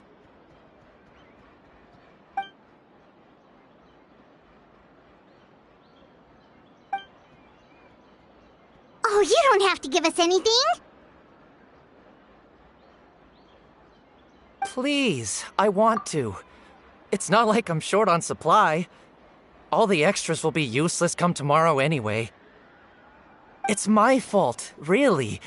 I was just trying to bring home some extra mora for the family, but I bit off more than I can chew. I haven't had many takers today, so I'm still swimming in papers. What's going on here? Nothing much. I just ran into your friend here on accident. I should probably get going, actually, so... Hold on. Of course, I'm happy to compensate you with mora, it's just... I don't have any on me at the moment. I'll take 3 papers. Here. Your payment. Oh! Thank you for your patronage. May the Archons bless you with good fortune. If only I had the chance to run into such generous customers every day. I should probably just take on a smaller inventory though, right? I'm getting married soon, so sometimes it's hard to not get ahead of myself. Anyway, I should head out. Goodbye! Well, now that my affairs are settled, we should take the boat back to Poisson. We've even acquired some light reading to enjoy along the way. Actually, why don't we stick around for a little longer? Paimon just realized how hungry she is. She can't head back to Poisson on an empty stomach.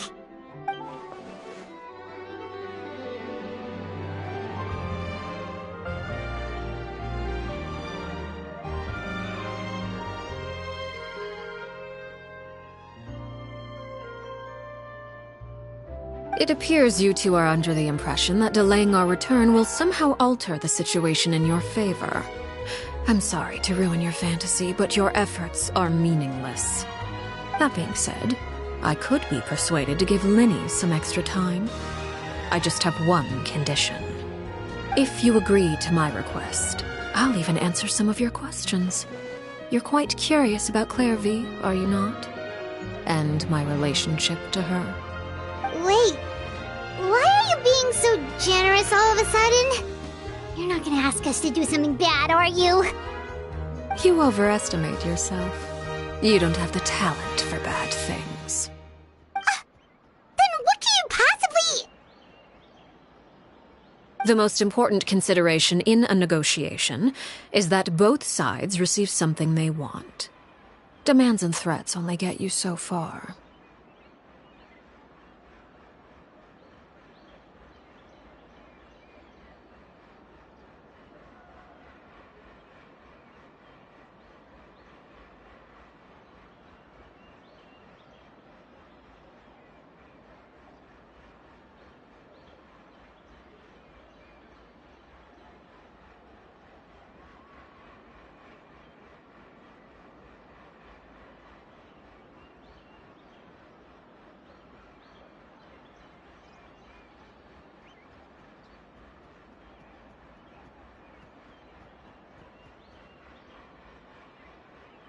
Wonderful. Here it is. When the time comes, make the choice that you deem most appropriate in the situation, and lend your help to the House of the Hearth. Okay. Sounds normal enough. But what do you mean, when the time comes? When is that supposed to be? That is for you to decide. Then we have a deal. Follow me.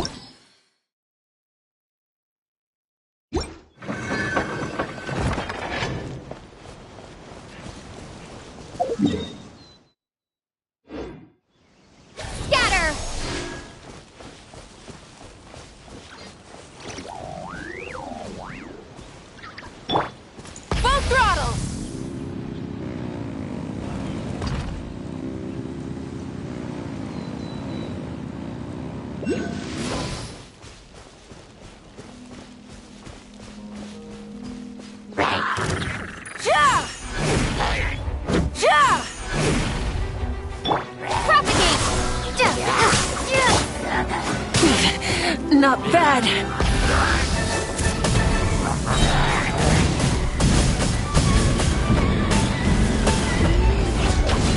Wrath from the sky! This is order. Shatter!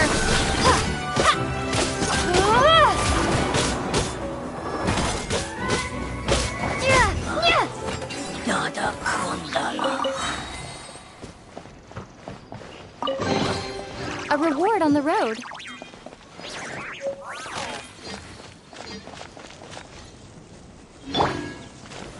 Stabilize.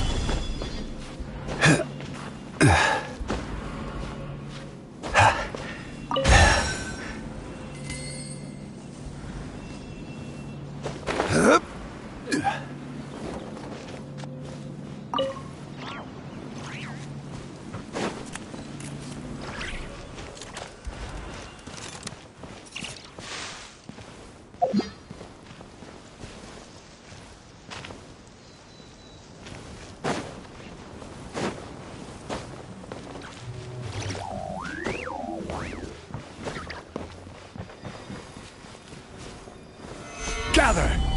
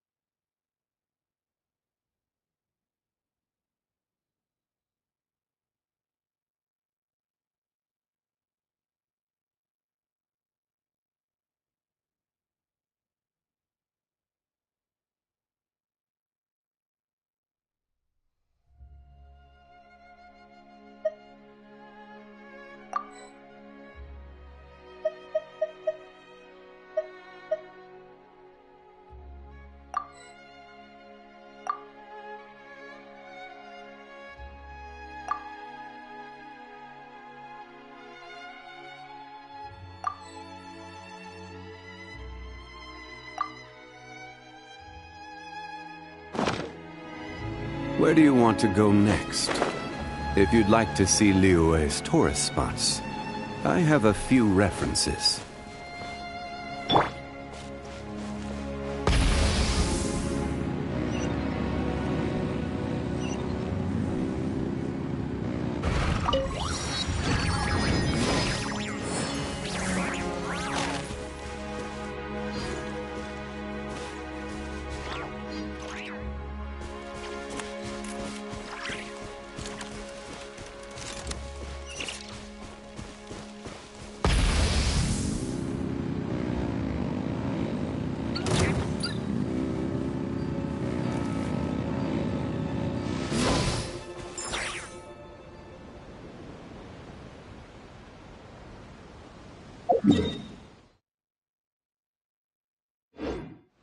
Try and stop me!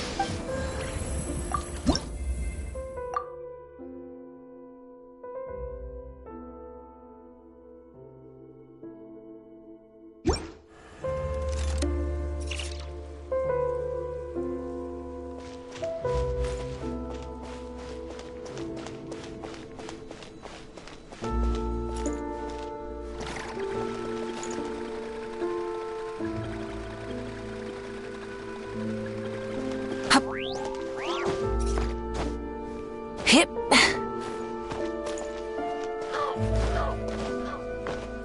Hup.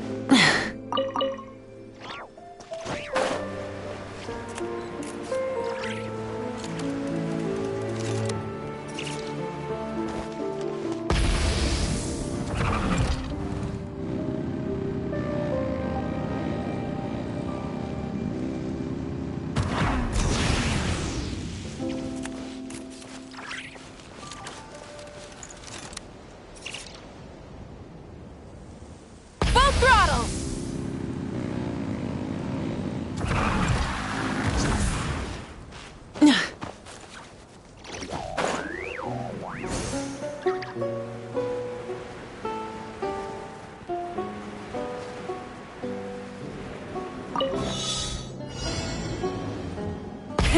Rev the engines!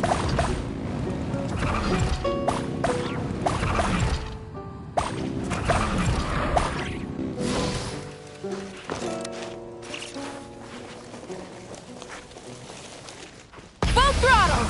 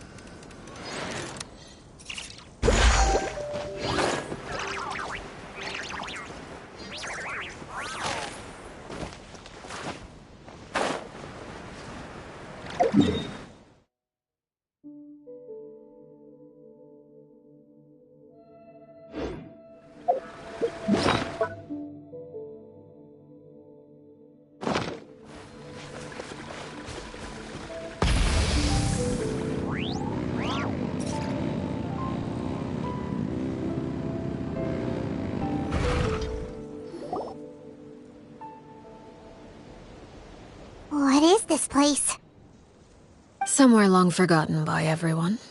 It used to be a grand building. Now it's nothing more than a pile of rubble. No one comes here anymore, nor does anyone care about what once happened here. Although, this place does have something to do with the story I'm about to tell you. It was before I became a Harbinger, and before Linny and the others joined the House of the Hearth. Due to certain events, I first killed Clairvy and then her mother.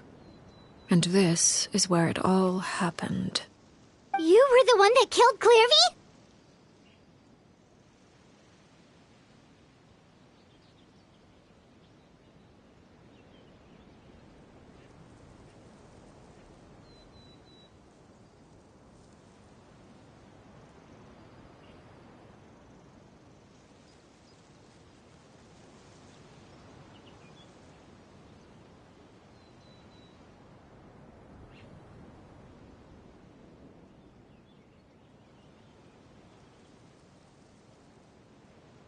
Patience now. Allow me to explain Clairvy's side of the story first. I'll start from the beginning. Clairvy was 6 years old when she was brought by her mother, Crucibina, to live in the House of the Hearth. From the outside, it seemed like a fairy tale. A thriving family made up of kind adults and friendly children.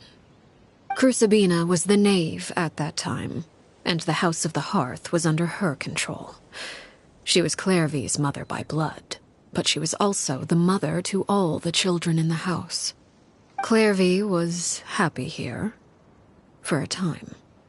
But she quickly realized that being part of this family wasn't a fairy tale at all. It was a kind of purgatory. Purgatory? Exactly. The House of the Hearth takes in war orphans from all over Teyvat. But as for how to raise them, that depends entirely on the person in charge. Crucibina came up with a novel idea. She would teach the children to fight, force them to duel each other, and then crown as the king of the house the child who proved themselves most worthy of inheriting her title. It's difficult to estimate the number of children who died or were maimed in the process. There's little I can say about the ones who died. The ones that emerged with permanent injuries, on the other hand, well, they still served a purpose. They would be handed over to the doctor to be experimented on, or sent away on dangerous missions. Nothing more than tools to be used and then discarded. So those were the experiments Clairvy was talking about. But what actually happened to her? You said that Clairvy was Crucibina's daughter, so if Clairvy tried to convince her to stop what she was doing, Crucibina probably would have listened, right? Despite being Clairvy's mother, Crucibina cared little for her daughter. She forced Clairvy to join the House of the Hearth only as a means to demonstrate her own impartiality as a mother, to prove that she treated all her children equally. Clairvy did try to convince her mother to change her ways, but it was to no avail. After her efforts failed, the only other option was to rise up and try to fight back. Unfortunately, the other children had already been thoroughly indoctrinated into the illusion of happiness Crucibina had created. Of course, there was one exception. Someone Clairvy's age who knew the truth about the House of the Hearth. Her name was Peruere.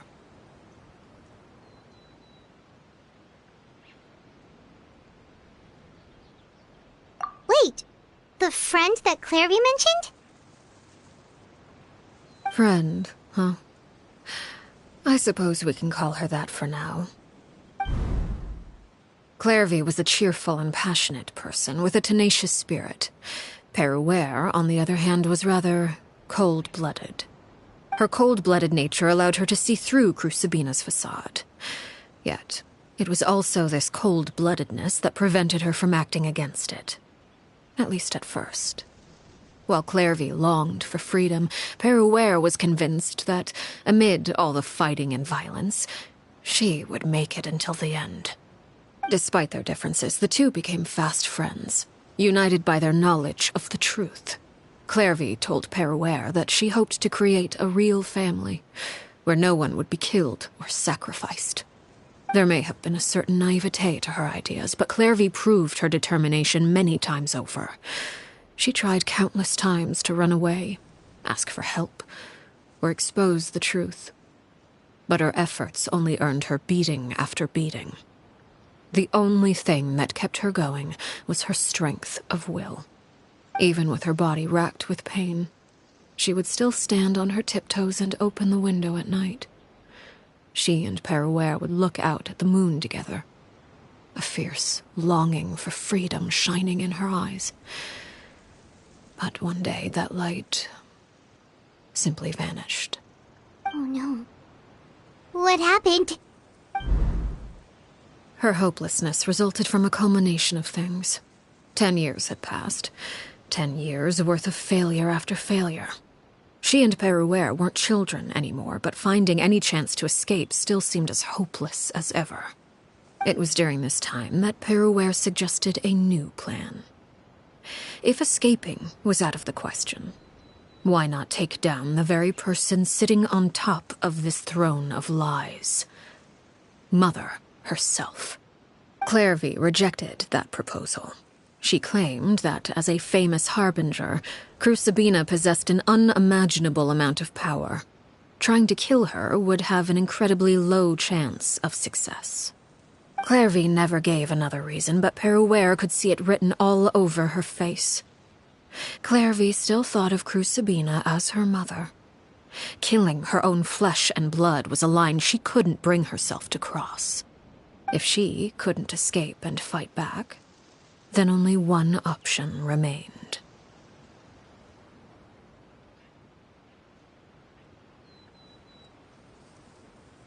Precisely. Death was the only way that she felt she could be free. It happened during a duel. When she arrived at the dueling ring that day, her partner turned out to be none other than Peruere, the very person that had stood by her side all those years. It was a fierce battle, but ultimately, Clairvy decided to let Peruere end her life.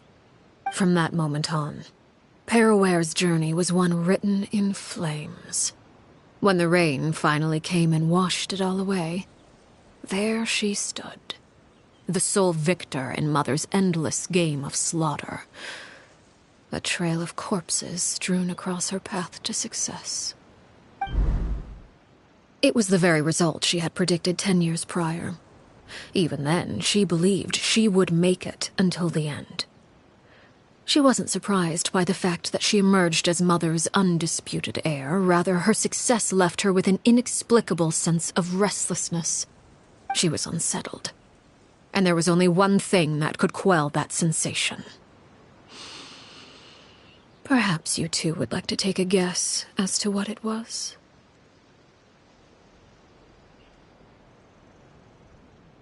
Crucibina, you mean? But... Correct. This is the place where Peruere killed her best friend. A mere year later, this is also the place where she fought tooth and nail to kill the mother they shared. The moment she acted, any conception of what was right or wrong ceased to matter. It's one of the principles of the house. Only those who survive get to write the rules. Peruere won the battle, and became a harbinger herself. After which Her Majesty, the Tsaritsa, bestowed upon her a new name. Arlecchino. So the Perry Clairvy was talking about... It was you all along. You're Peruere. Arlecchino is just a name you got later.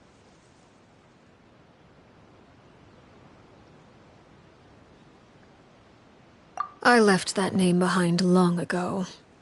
I must say, hearing it now does bring back memories. After I defeated Crucibina, the moniker of Mother died with her. I chose to forego the title she called herself, and even chose to give up my own name. I rebuilt the House of the Hearth under a new identity. Not only as Arlecchino, but as father. And that is where the story ends. Any more questions? Yeah. Based on what you just told us, Clairvy wasn't a little kid when she was killed. So the Clairvy we met... was she really a spirit at all? I suppose you could call her an illusion born of flame. Her existence is like ashes to a fire. Something left over in the wake of blaze and ruin. You see, a certain power runs through my veins. It's not unlike a curse. My flames leave behind shadows of anything they consume. Of course, the chances of those shadows morphing into a sentient entity are exceedingly slim. Clairvy is a very special case. Clairvy died when she was 16 years old, but what emerged from the flames was her 6-year-old self. Her appearance wasn't the only thing affected. Most of her memories were lost to the blaze as well. Memory is a mysterious thing indeed. Losing a portion of your memories will alter your sense of self. Lose 10 years' worth, however, and it would be like living in the past. Like returning to a version of yourself that never grew up. No wonder Paimon got such a weird feeling when we were talking to her. Perhaps I should put it this way. Clairvy is someone trapped in time. It may seem like she exists with us in the present, but she truly lives in the confines of her own past. So if all of that is true, then you must have known about Clairvy for a long time. Indeed. She's a rather volatile and unstable entity. Sometimes she would look after the children. She's even saved some of their lives. But other times, she would hide from me and become obsessed with revealing the truth about the house to anyone who will listen. Shadows don't have the capacity to learn or grow. Any new information they encounter is quickly forgotten over time. Your attempts to expose Clairvy to sunlight, they failed, yes? The reason is actually quite simple. In Clairvy's mind, the house is impossible to escape, and it is this very perception that traps her there. But no matter. All I have to do is kill her again, and all will be resolved.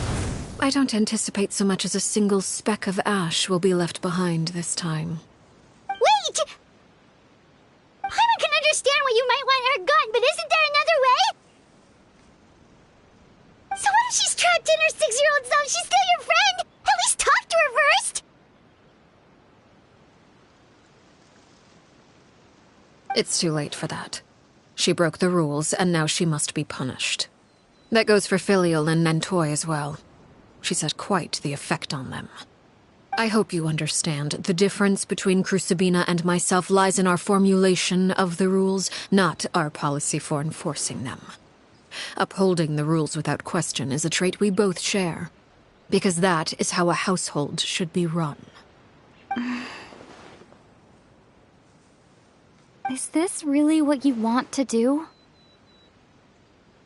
Whatever could you mean? Don't you want to say a proper goodbye at least?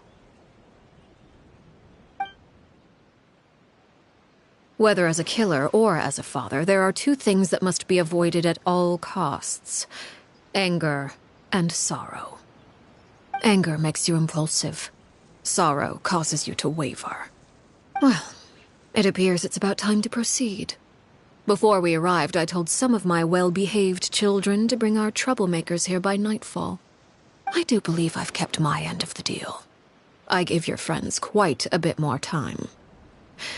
As for what happens now, we'll just have to wait and see.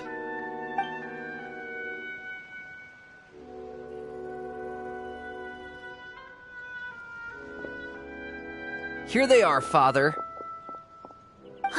You gonna execute him? Seeing something like that would actually be a first for me. Lenny!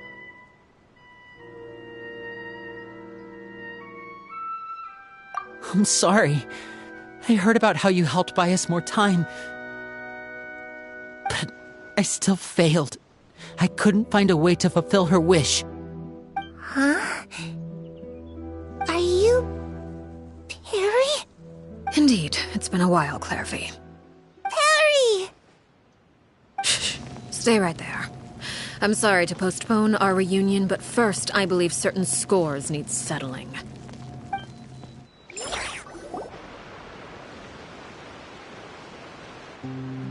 Father, let me explain.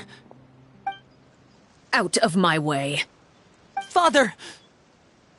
You chose to conceal a threat to the house, and for that, you must be punished. Overall, however, I suppose your wrongdoing is hardly the most egregious of the bunch, so I'll deal with your punishments later. As for right now, the more pressing concerns are the traitors among us. By traitors? Do you mean us? Father, let me explain. We didn't mean to... Fultz, why don't you share what you heard? Yes, Father. Secret Midnight Meeting number 3. Participants, Filial, Nantoi, Sato, Toddy. Nantoi clearly said, if only Father wasn't the one who took us in. Sato added, I'm sick of this life. I just want to live as a normal person. Filial was the worst of them all. She called us crazies and said a bunch of mean things about Father. I did not! You're lying! Fultz is trying to frame us. It's not like I'm the only one who heard those things. After that, you and Toddy and a bunch of other people started talking about Clairvy. You were using all those things Clairvy brought up as an excuse to question Father. We're birds locked in a cage. The only way out is to destroy it. That's what you said, wasn't it? You little... You just want me gone, don't you? What did I ever do to you, huh? And you, Sheplo, have you forgotten who stood by your sickbed, watched over you, and changed your dressings? Come on, let's hear it then. What's your reason for all this?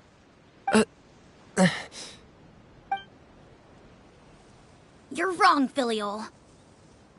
We don't want you to die. You're our family. Liar. You wouldn't be doing this if that were the case. So why? Why have you backed us into a corner? We all live in the House of the Hearth. You know the type of work we do, Filial. A single betrayal can cost dozens of us our lives. It's not like it's never happened before. That kind of thing is hard to forget. That's why the House of the Hearth cannot tolerate any form of betrayal. Ever since we came to Poisson, you've had 7 secret meetings. A lot of the things you talked about really crossed the line. You've been spying on us for half a month? Wait a second. Now that I think about it, the move to Poisson was just a way to make it easier to spy on us, wasn't it? Because we were all in one place.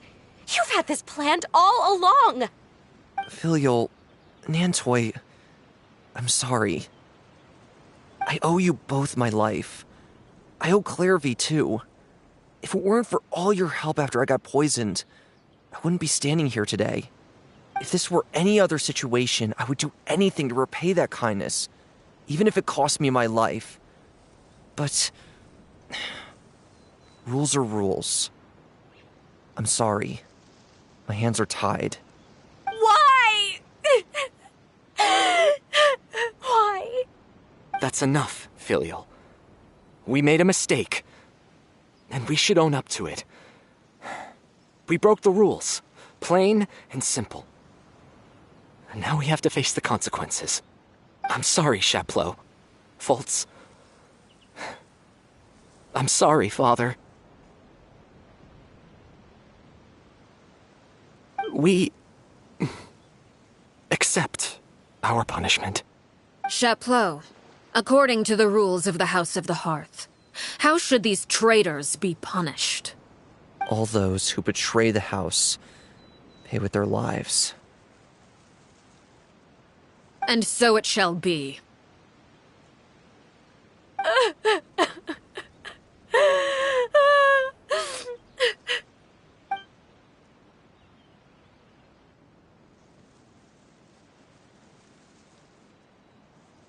Father, please wait!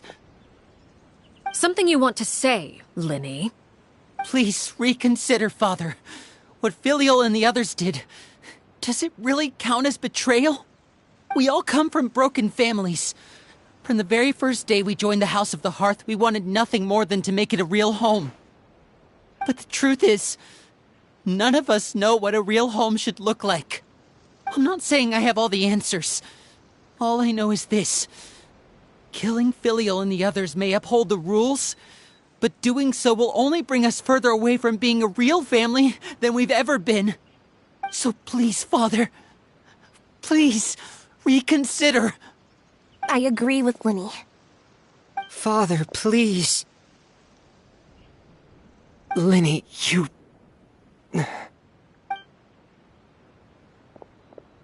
I also agree with Linny.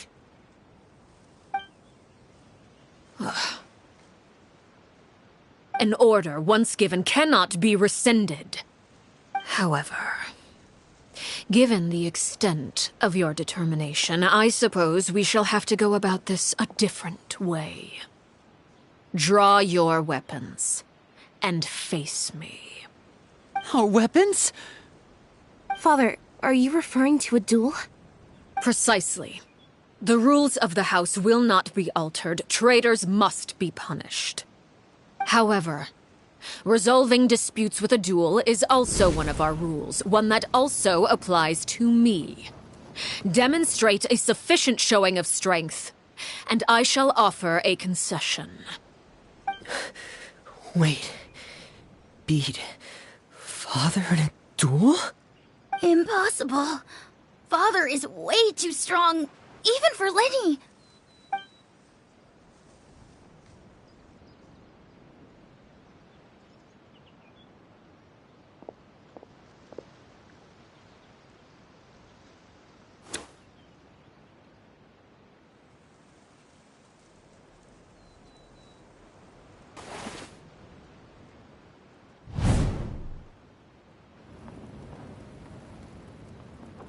Did you hear that, Traveler?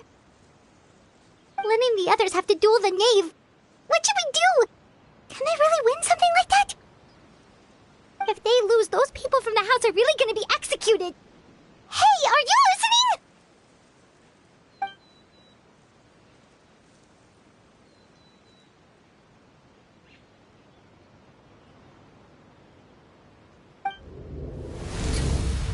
Don't you want to say a proper goodbye at least? Anger makes you impulsive.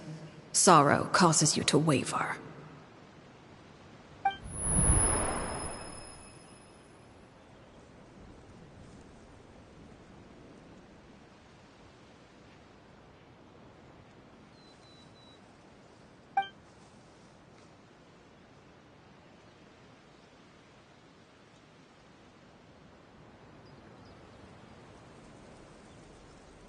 Oh. Looking at that expression on her face, she seems really serious about this. Guess that means there's no chance she's throwing the duel on purpose, huh?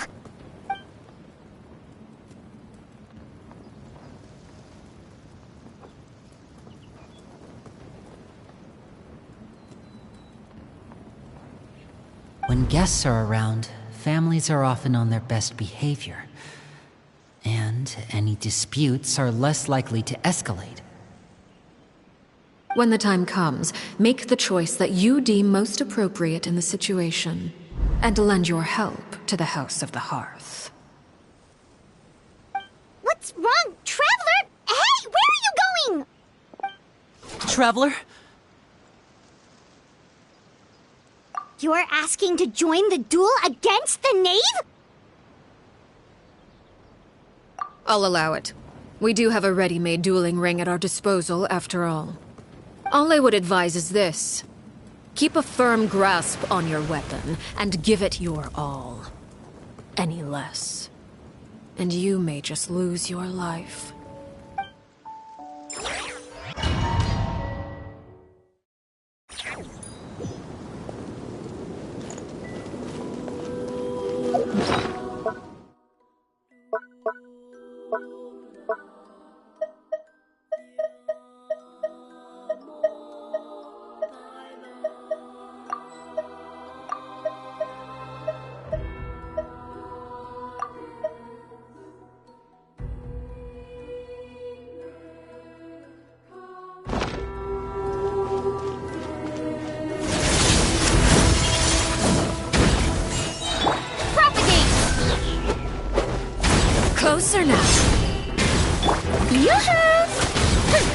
these rising flames!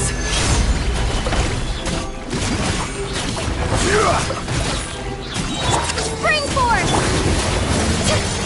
Is it my turn now? I will have order.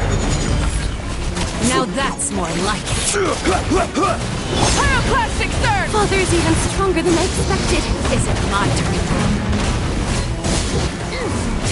With the fall of darkness, destruction shall rise. Time to shine! Have a taste of purgatory. Scatter! Try to pace yourself.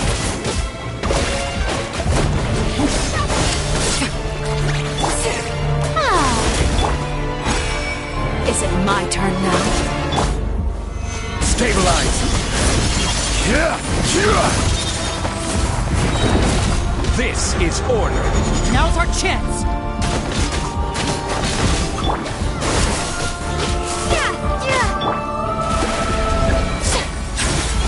The countdown has begun. Light it up like a fly tangled in a web. Run from the sky! You alright? With these rising flames. How amusing. Scatter!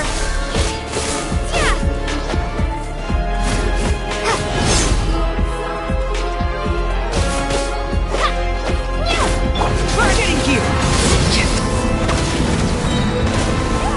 Light of the blazing sun! Germinate! Oh, brilliant! Ha! Yeah! Ha! Let the world collide! Now's our chance. Not bad. You've proven to be a worthy opponent after all.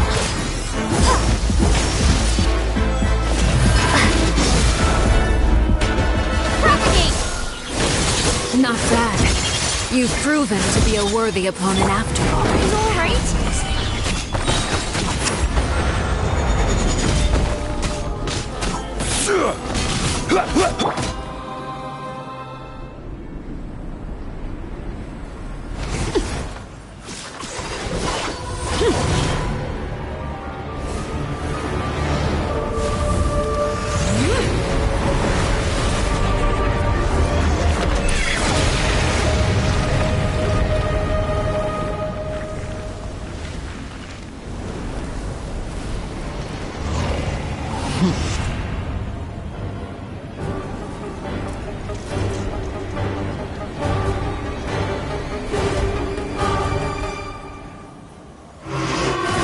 Kindness has been seared away. My blade is all that remains.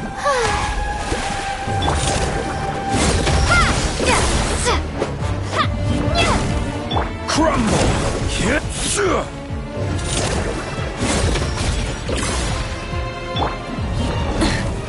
Try and stop me! Pyroclastic surge!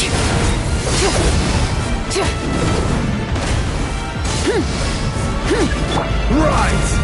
Now's our chance. Over Let's here! see how strong your resolve truly is. Who's next?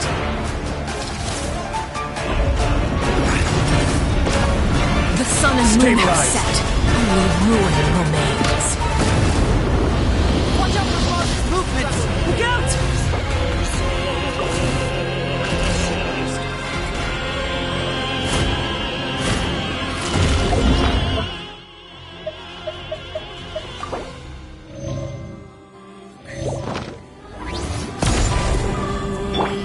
The show begins!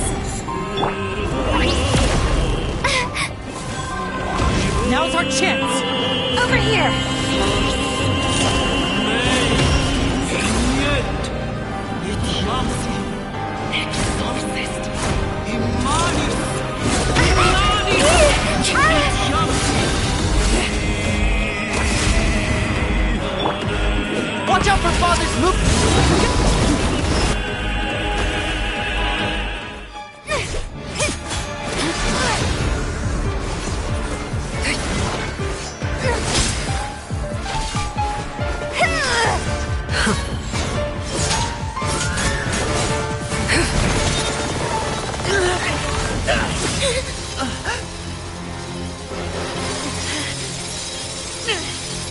You should know better than to crowd in one place.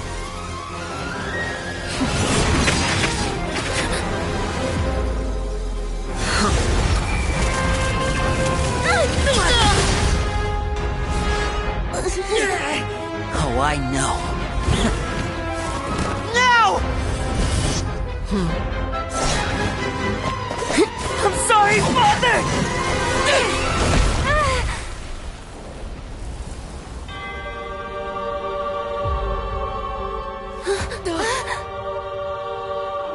Sorry for what? This pitiful excuse for an attack.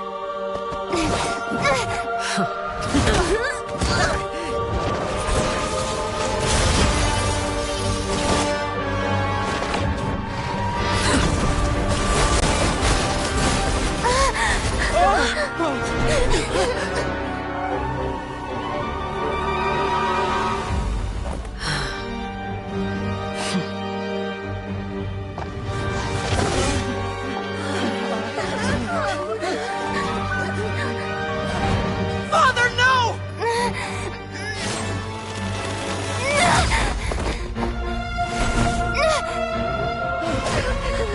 Made it out, did you?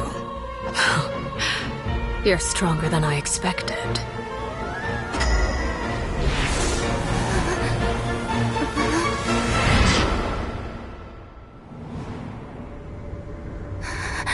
A crimson moon. I can't move.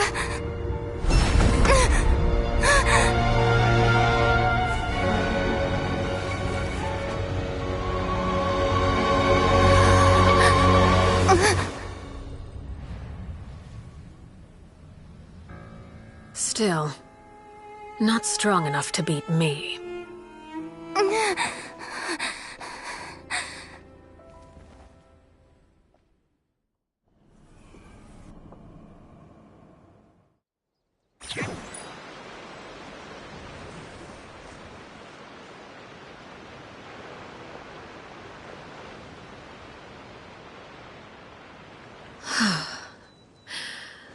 I believe we can end things here. It's not often that we get to enjoy the company of guests, after all. We wouldn't want things to get too out of hand. Brother, are you alright? Linny! Given that I am the victor of this duel, as agreed, the punishment stands. No! I never thought things would end like this.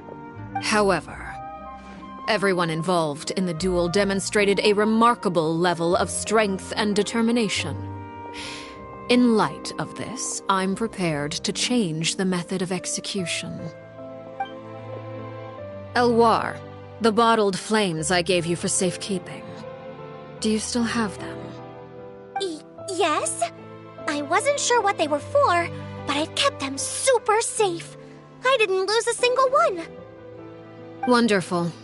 Then, in just a moment, I'll have you administer them.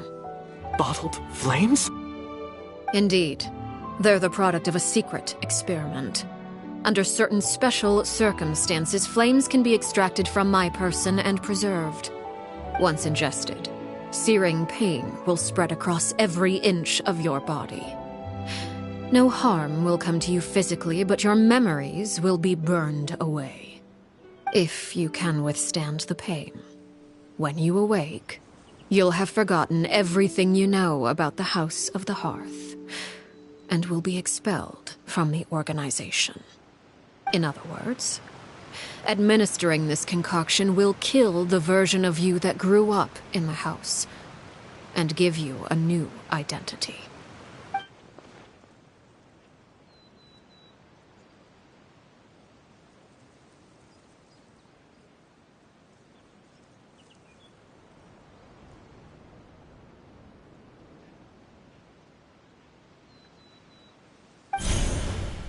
Memory is a mysterious thing indeed. Losing a portion of your memories will alter your sense of self.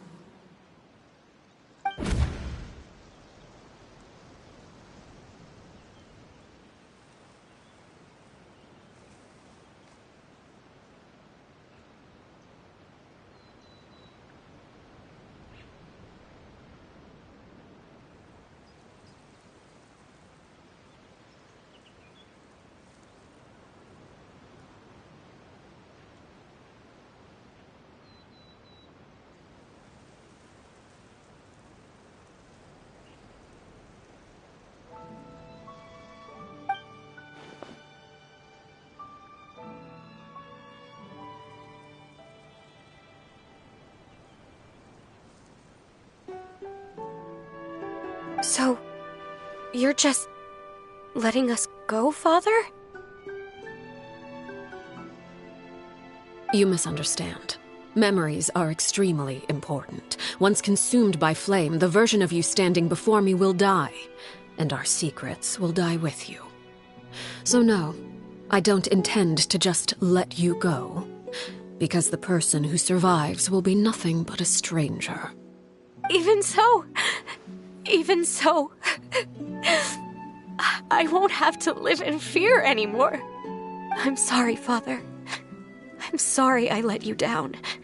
But I really... Don't cry, Filial. You haven't left the house yet, so there are still rules to be followed, yes? Remember what I taught you. Anger makes you impulsive, sorrow causes you to waver. Don't let yourself be controlled by your emotions. Of course. I'll remember. Dry your tears, and go pursue the life you really want. Yes, Father.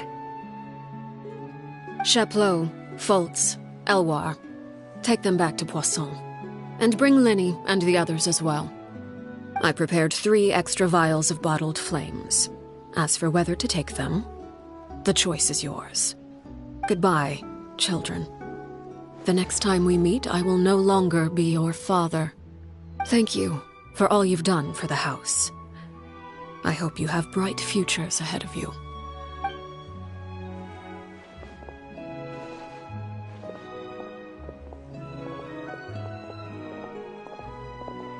Father.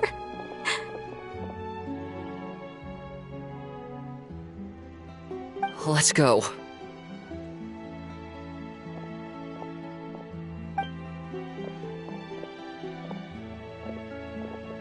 Here, grab my arm, Linny. I'll help you walk back. Thank you.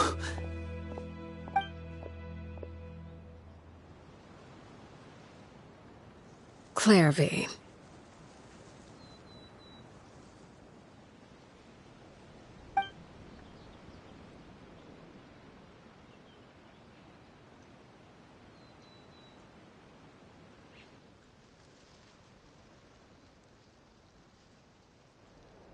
Can we talk now? I've been waiting for a super long time. You really are Perry, aren't you? I haven't seen you in so long. How come you're all grown up? Wait, did I somehow travel to the future on accident? Or am I dreaming? What a long dream. Neither. You died, Clairvy. That's what happened. You could have at least sugarcoated it a little. Look, she's done speechless.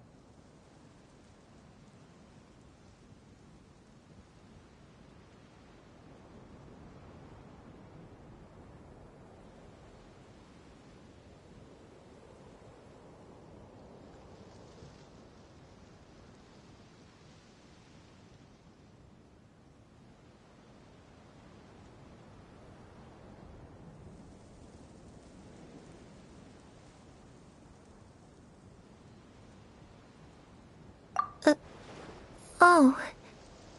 Okay then. Huh? That's it? You accepted it just like that? Yep. If that's what Perry says happened, then I believe her. Perry wouldn't lie to me. Plus, I don't really need to know why I'm like this. I'm more curious about what happens in the future.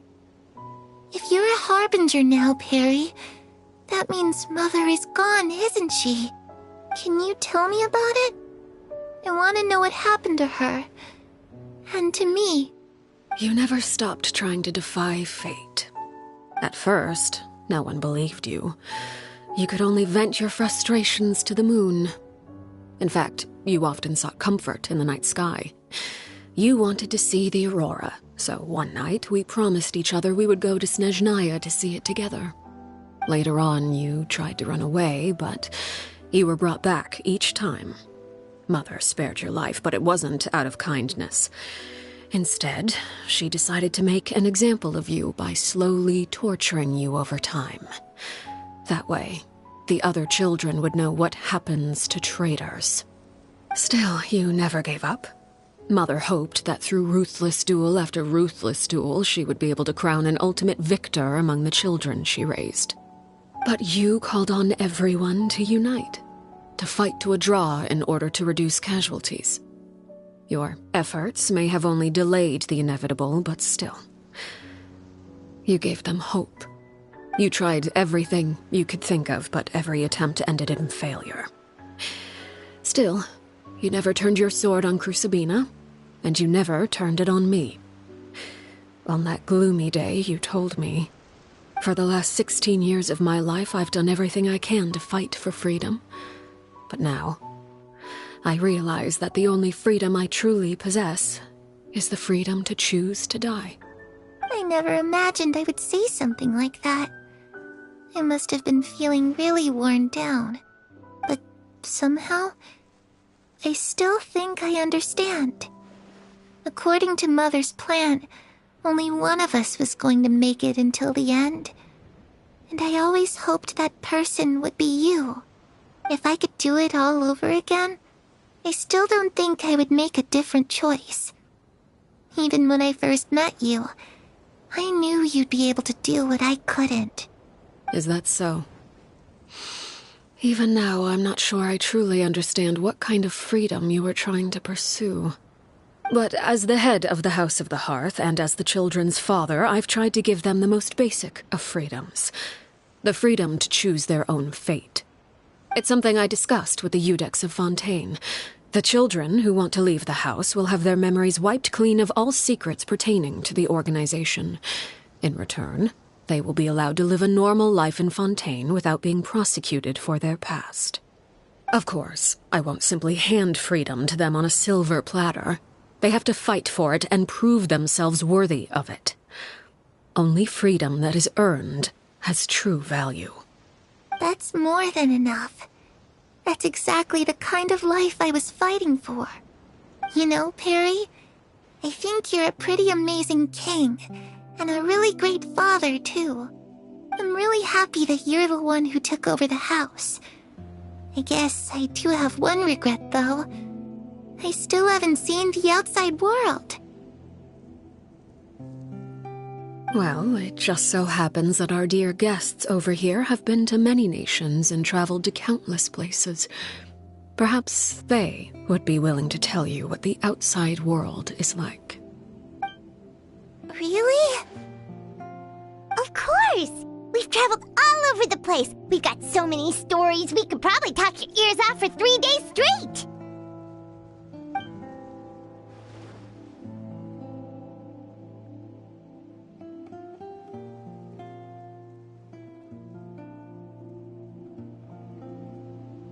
You know, I used to dream of being a bard.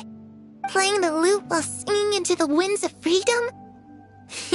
Even if there was no one there to listen, I would have continued to sing no matter what. Ah, that's where Mora comes from. I never knew that before. If I had some Mora, I would buy 3 new dresses. One for me, one for Perry, and one for Mother. It's just too bad Perry doesn't like wearing dresses. And Mother, well, she probably wouldn't accept something like that either.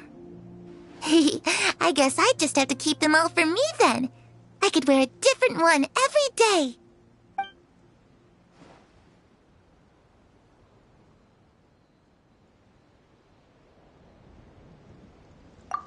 yokai you mentioned. What do they look like? I once saw a drawing of this one guy with horns on his head and a super scary face. Are there any yokai like that? Oh, sounds like you're talking about an Oni.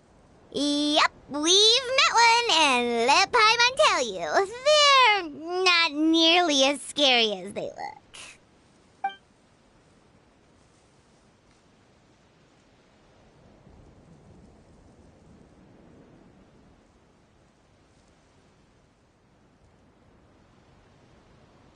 I was always too afraid to skip Mother's fighting lessons.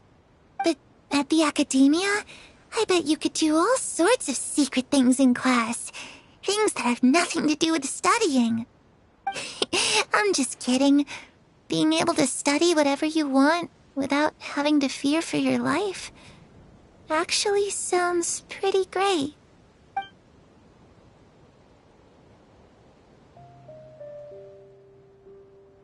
The situation was super dangerous. Lenny and Lynette were accused of committing a crime, and they were going to have to stand trial at the Opera Epicles. Oh no, that must have been hard for all of you. What happened next? Don't worry, we were able to turn the situation around super quickly, all thanks to Detective Paimon, of course. How'd you do that? Come on, tell me. Okay, so it was like this. After the failed magic show, we rushed to the scene and...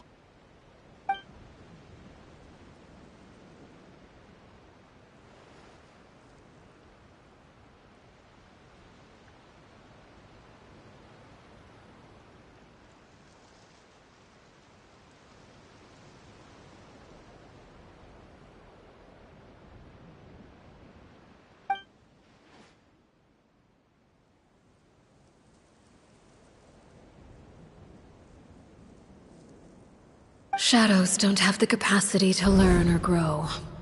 Any new information they encounter is quickly forgotten over time.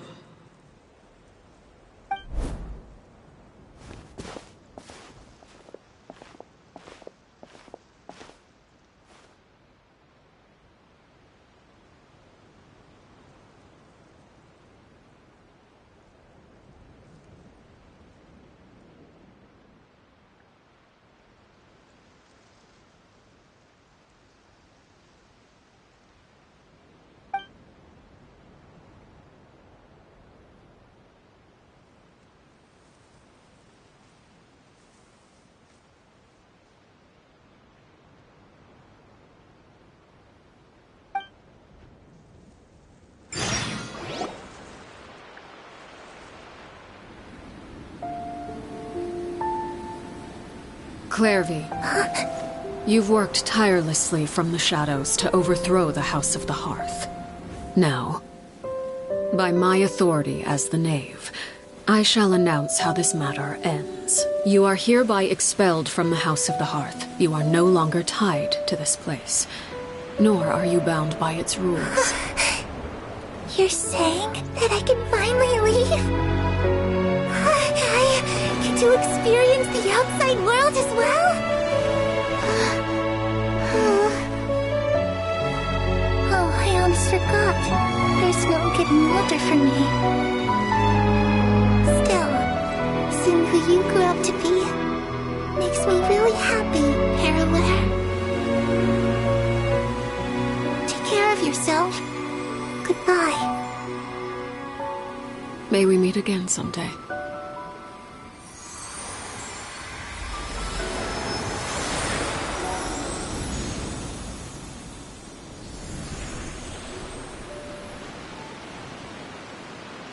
Clairvy. She left so soon. Paimon didn't even get to finish her story. I also have certain sentiments left unsaid. I wanted to tell her that the aurora I saw in Snezhnaya was just as beautiful as the ones in the pictures. But a shadow's memories reset at dawn. Had we delayed any longer, we wouldn't have had the time to say goodbye. Whatever regrets may linger, let them be lost to the coming of a new day. Father? It's Linny! Hey, Linny!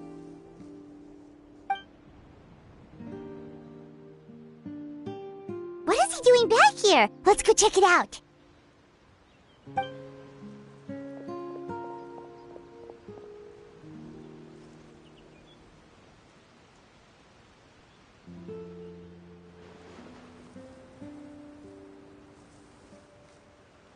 Father, the bottled flames have been administered. Filial and the others have left the house. And you? What have you decided? Thank you for giving us that choice, Father. But we never wanted to leave the house. It's the only home we've ever known. Lynette and Fremine feel the same way. They're recuperating back at the Hotel Bouffe d'été. But I decided to come back and tell you where we stood. I'm sure you're well aware of the expectations I have for you. I want you to follow in my footsteps and become the next king of the house.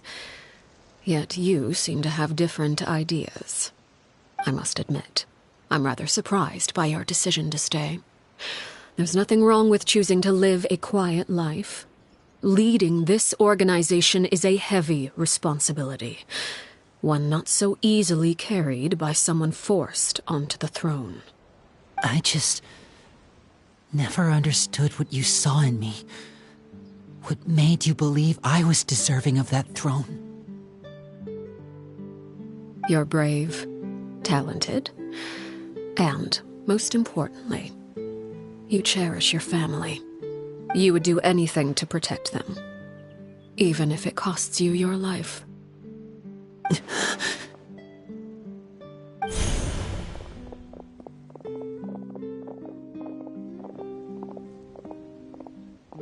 Speaking up back there was so brave of you, Linny.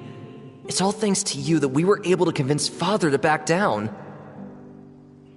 You're a hero, Linny. Hero? Father is the real hero. Had Father gone all out during the duel, there's no way I would have walked away with my life. She must have had it all planned from the beginning, from the very moment she suggested a duel. I'm not deserving of that title. I'm not strong enough or smart enough. You're wrong. In my opinion, all you need to be deserving of the throne is conviction and the necessary strength to act on it. We may have different ideas of what it means to be a family, but you can hardly be said to lack conviction.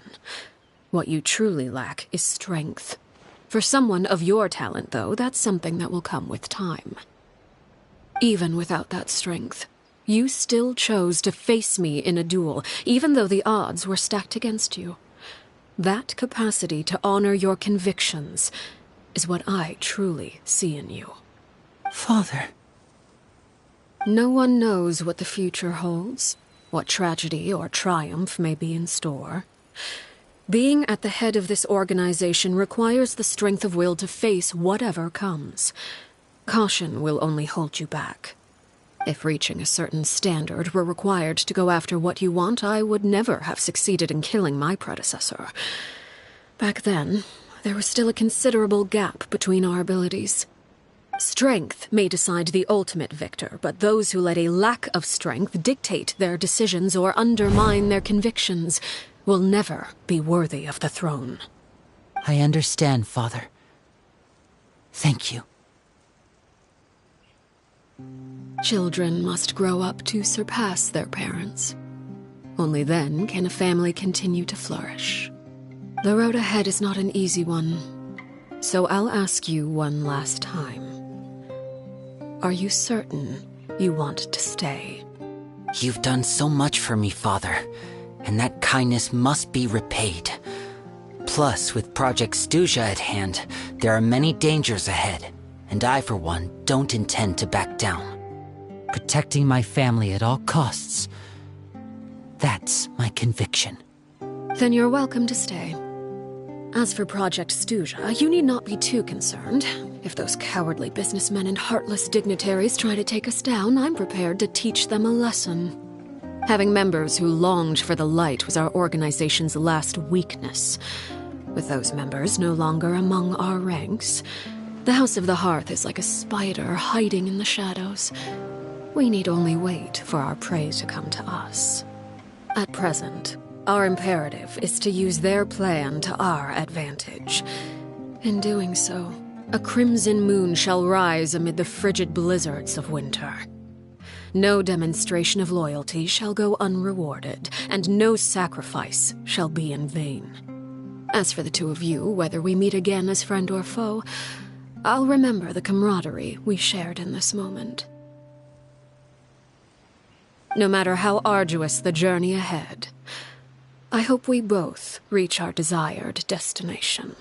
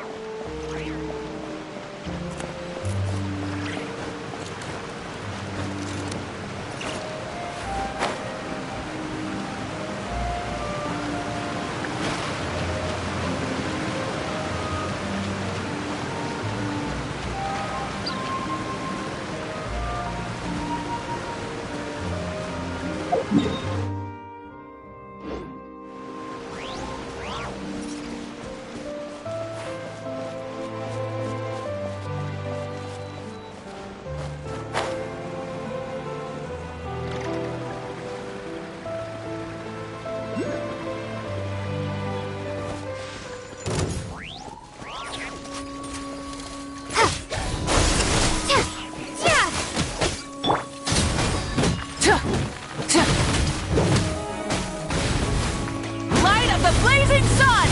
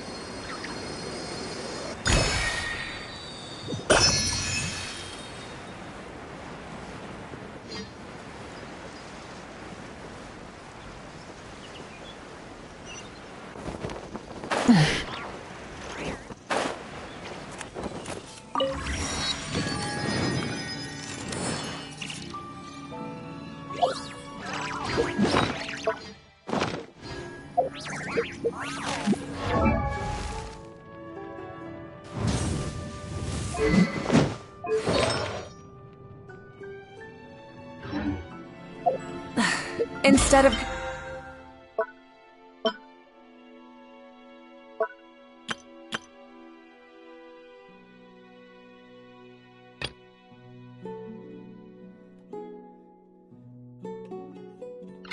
confining themselves to the heavens, God should...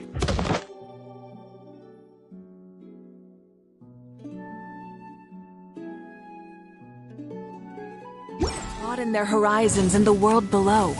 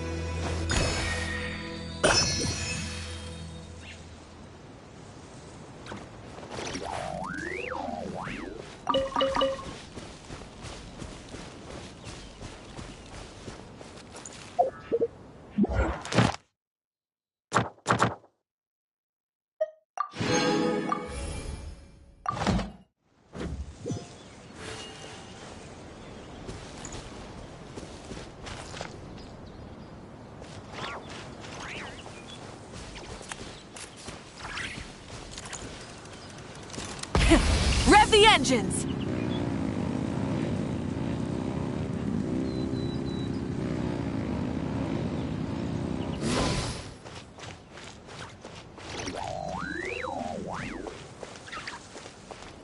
Full throttle! Frozen. Crisp. This is order. Propagate! Freshness preserved. Strike a pose!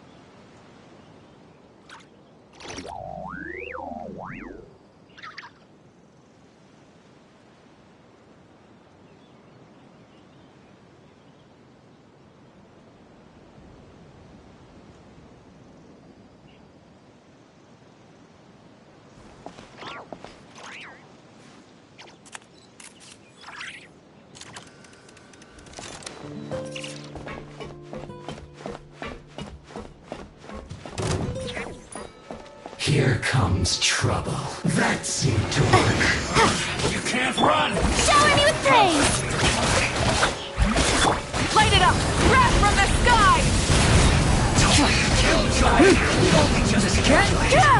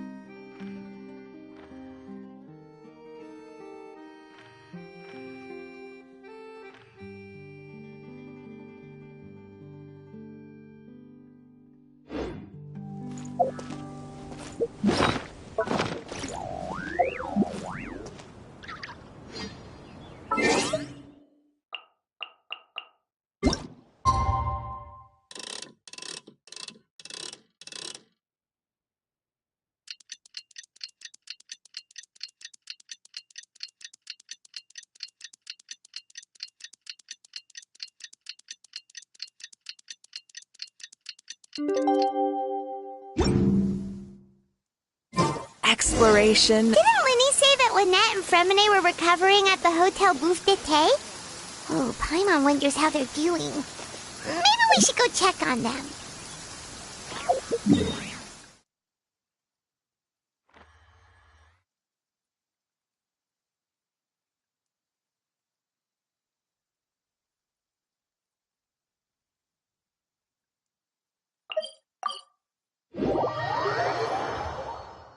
Oh, you're dripping wet. That must be uncomfortable. Let's take a break. I'll use my fire to dry you off. Try and stop me!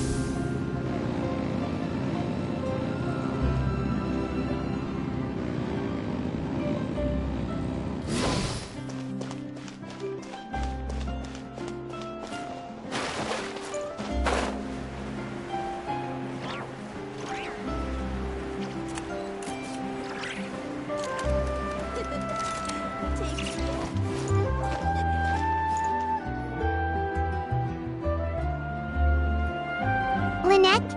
Fremine? How are you feeling? Much better.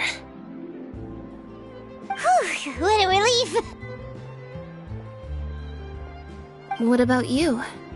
Are you feeling alright? I knew you'd come out unscathed. Us, on the other hand, well, we've been bedridden for 2 days.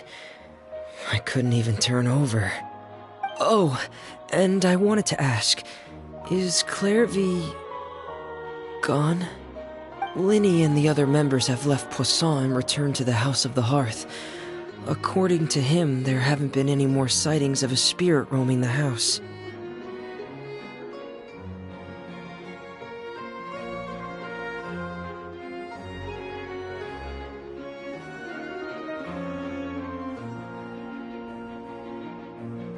I see.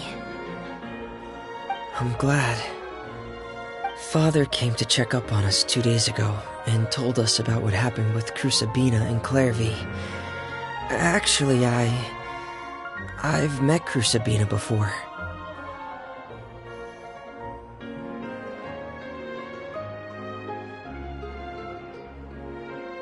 Wait, what? You've met the former knave? Crusabina died a year after Clairvy. It was during the year between their deaths that I joined the House of the Hearth. Crusabina had an extremely cruel and radical way of doing things. While she was alive, the atmosphere in the house was suffocating. When I joined, though, the experiment she valued so much had already come to an end, and all the people involved, dead and injured alike, were gone. Crusabina never talked about the past with us newcomers.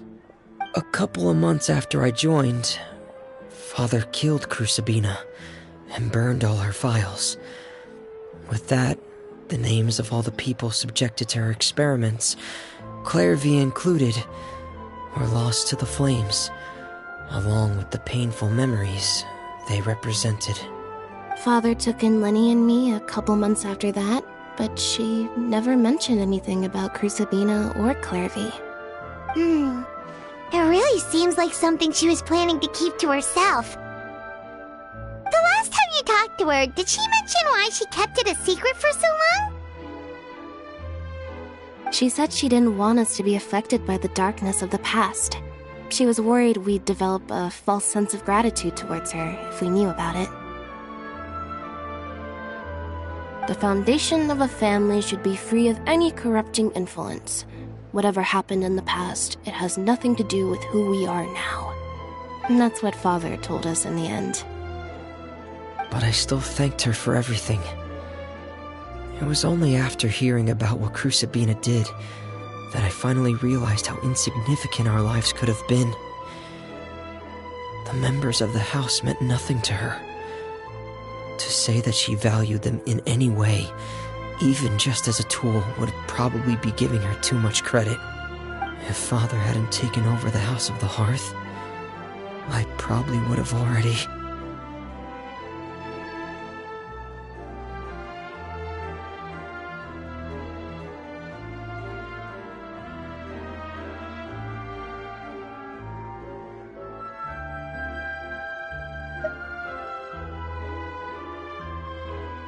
Father rarely brings up the fact that she saved us. She doesn't believe that being indebted to her should be what ties us together. But even if we didn't owe her anything, we would still choose to stay. Because this is our home.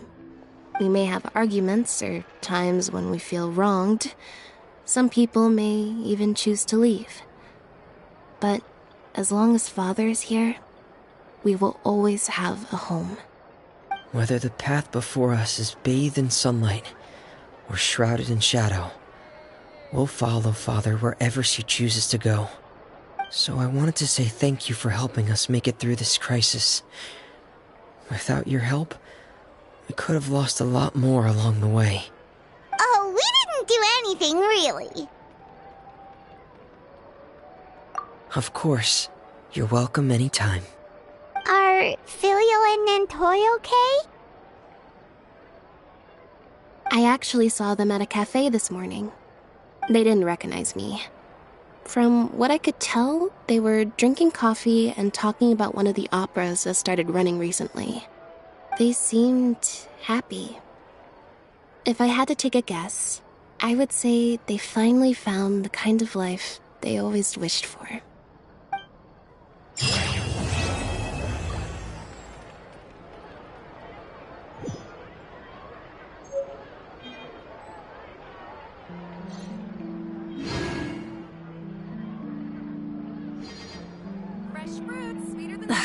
Instead of confining themselves to the heavens, God should broaden their horizons in the world below.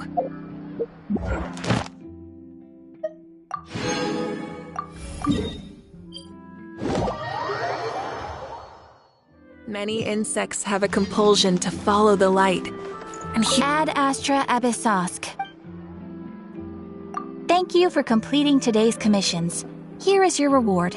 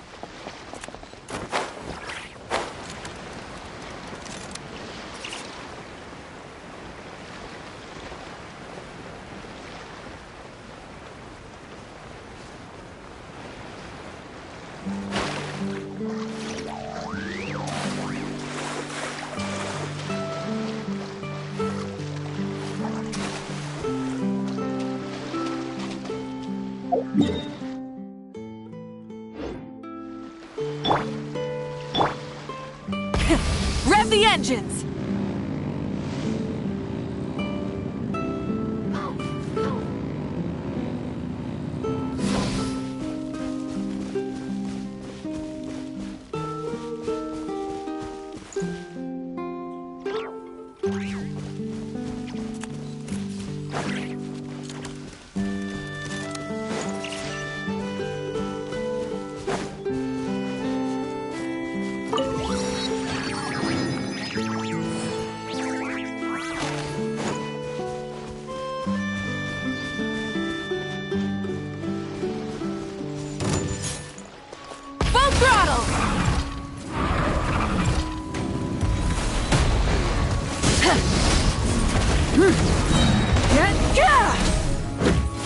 Pyroclastic surge!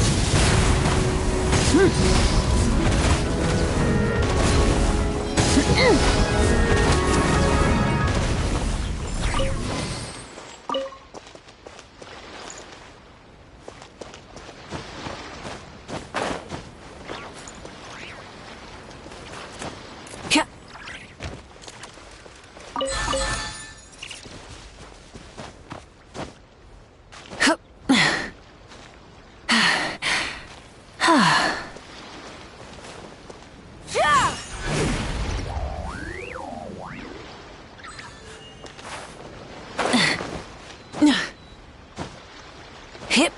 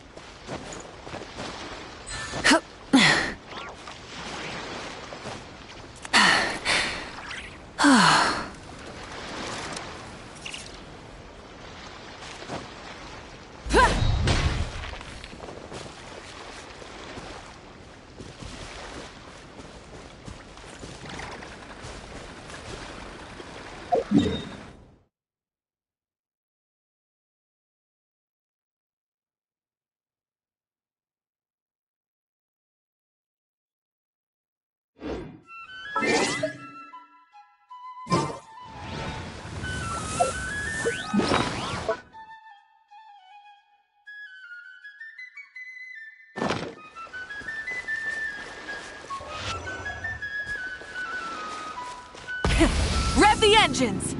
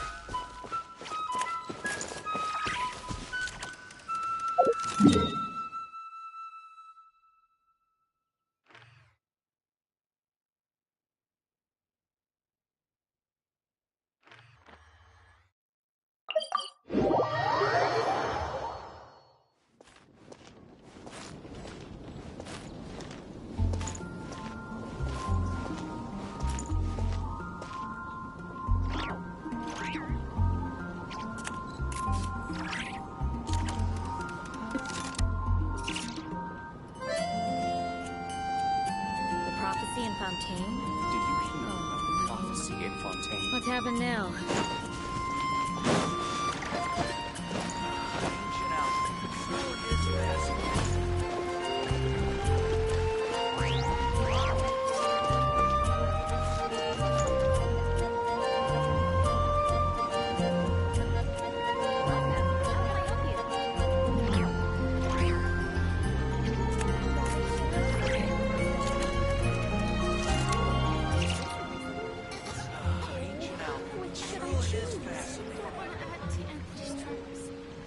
Exploration and trials. Adventuring is right up my alley.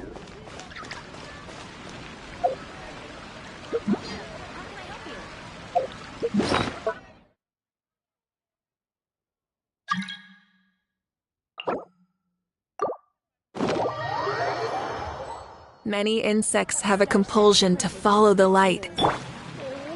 Which should I choose?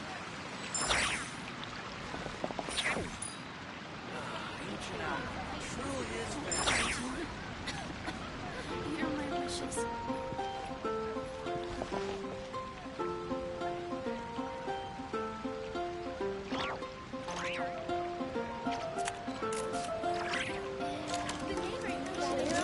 Which should I choose?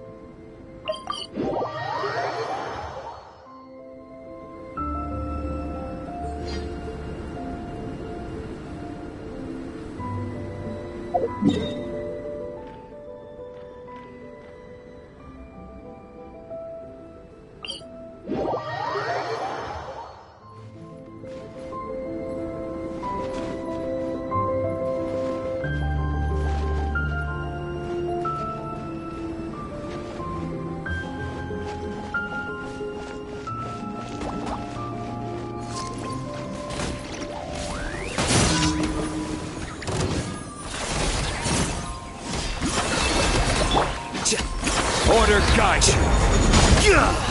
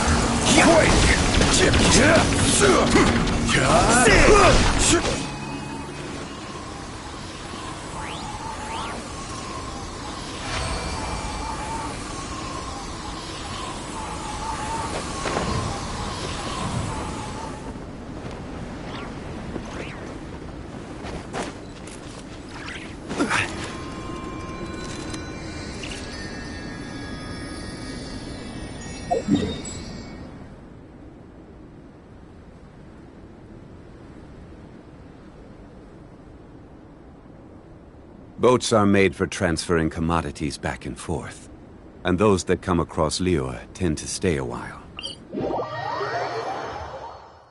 Wait. Huh? No. Whatever.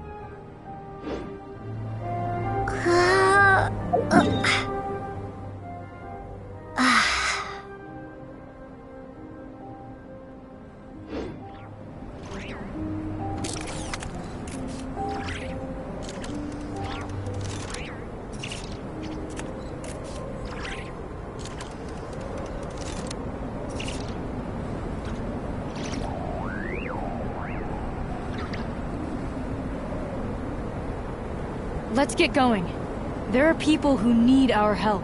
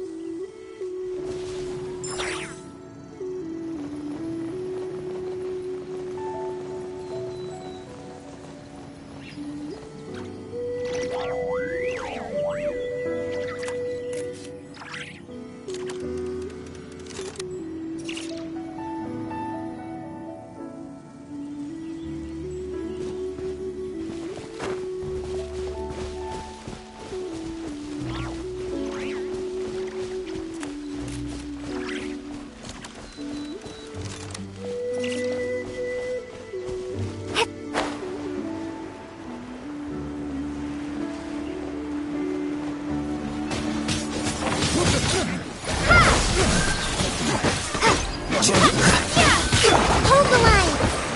Gather! I will have order!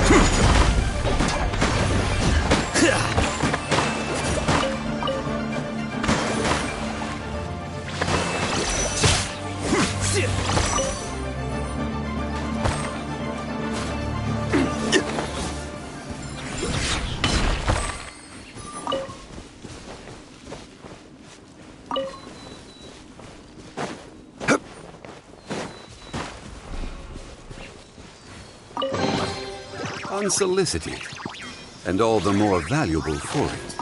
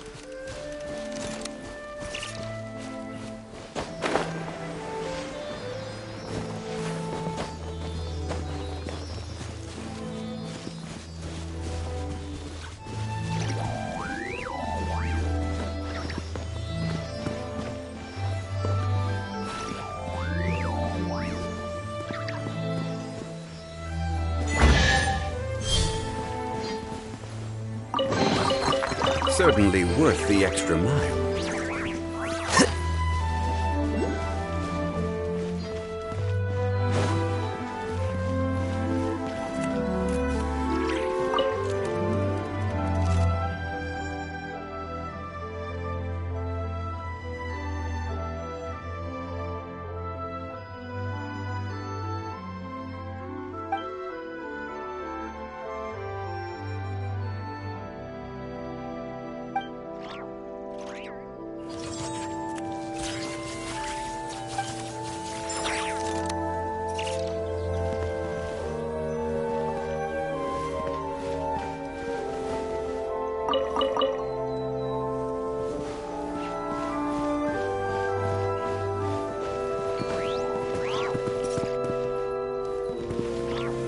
Solidified!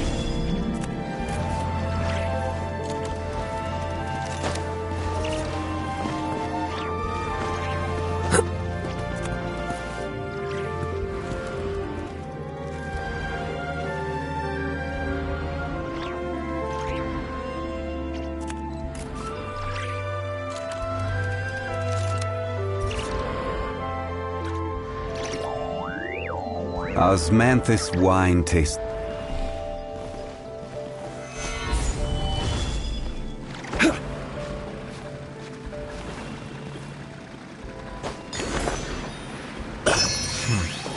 There have been many poorly written applications lately.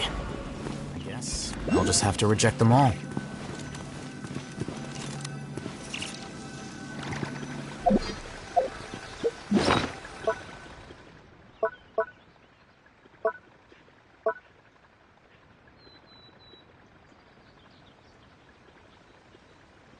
Every journey has its final day. Don't rush.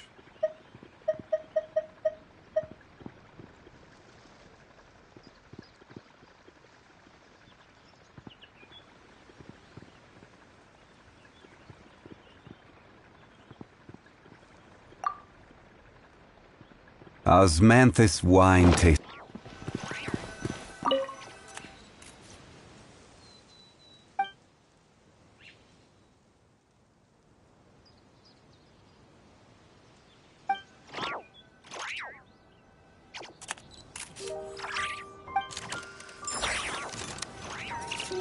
Wait.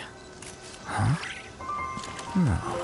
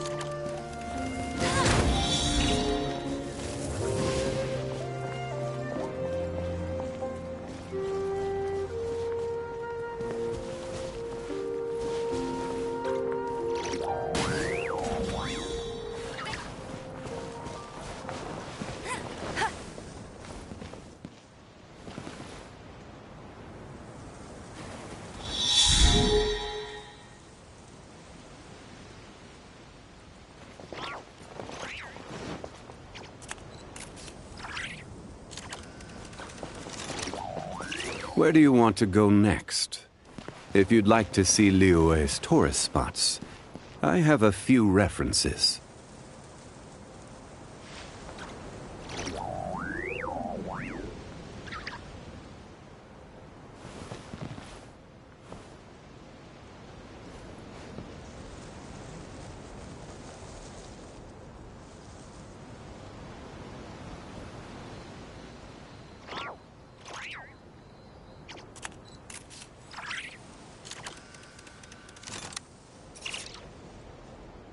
Osmanthus wine.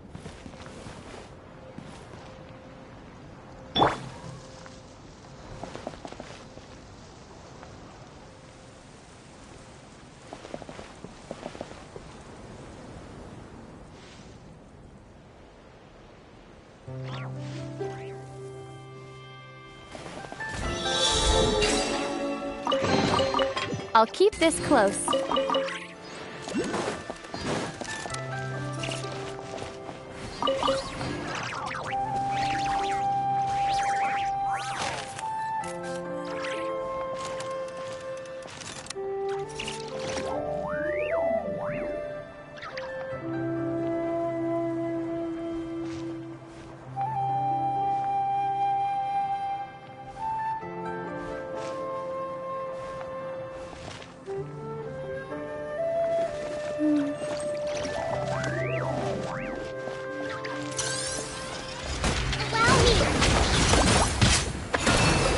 Here you are.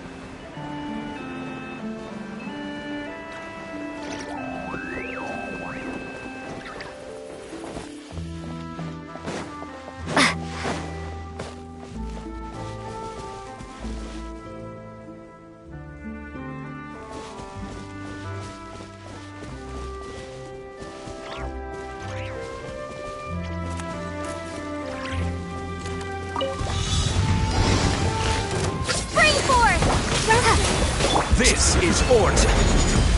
Crumble!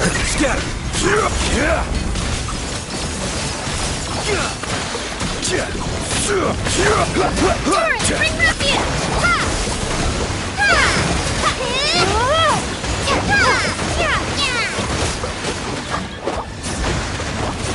Propagate! Is this an answer from this world?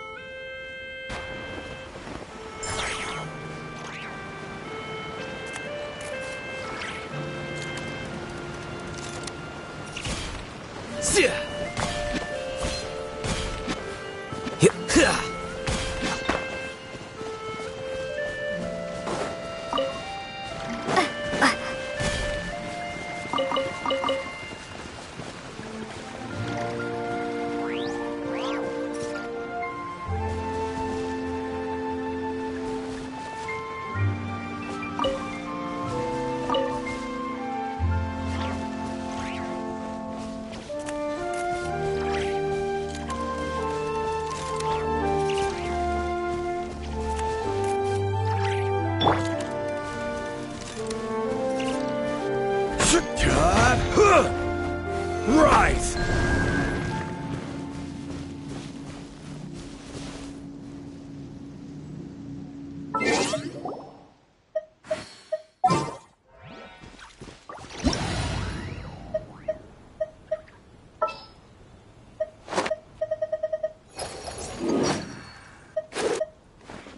Boats are made for transferring commodities back and forth. And those that come across Liyue tend to...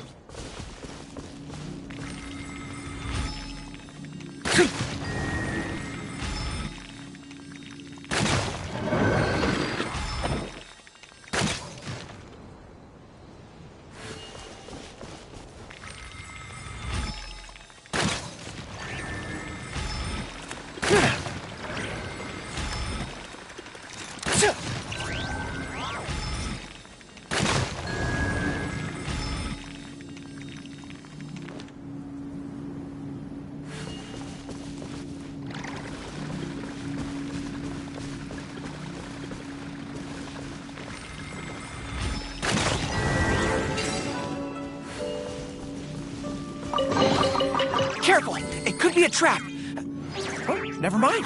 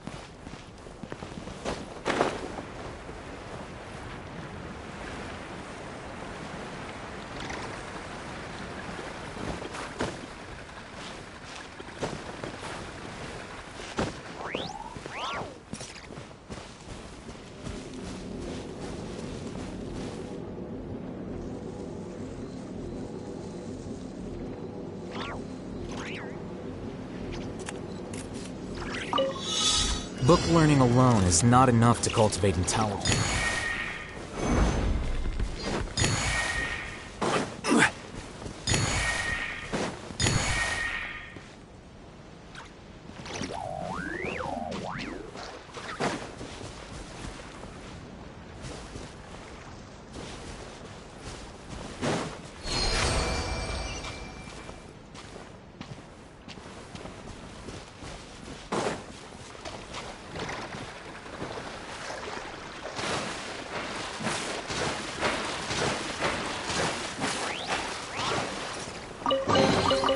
Certainly worth the extra mile.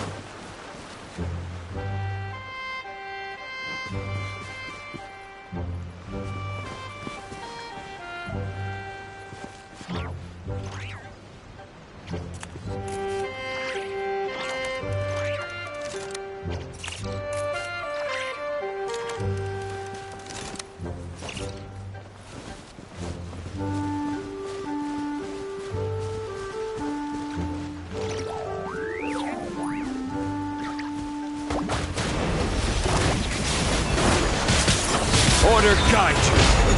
Ha! Crumble.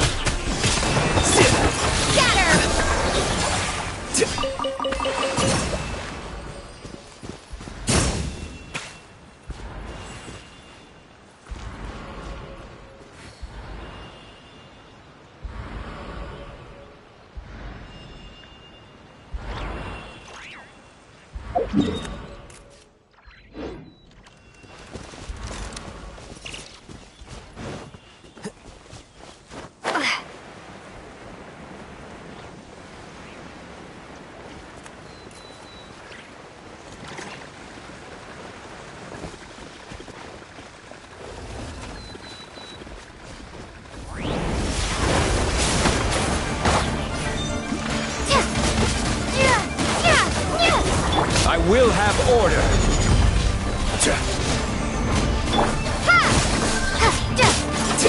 Terminate! Rise! This is order.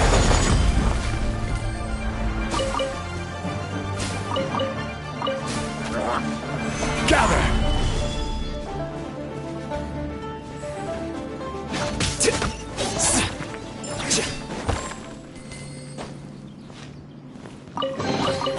Unsolicited, and all the more valuable for it.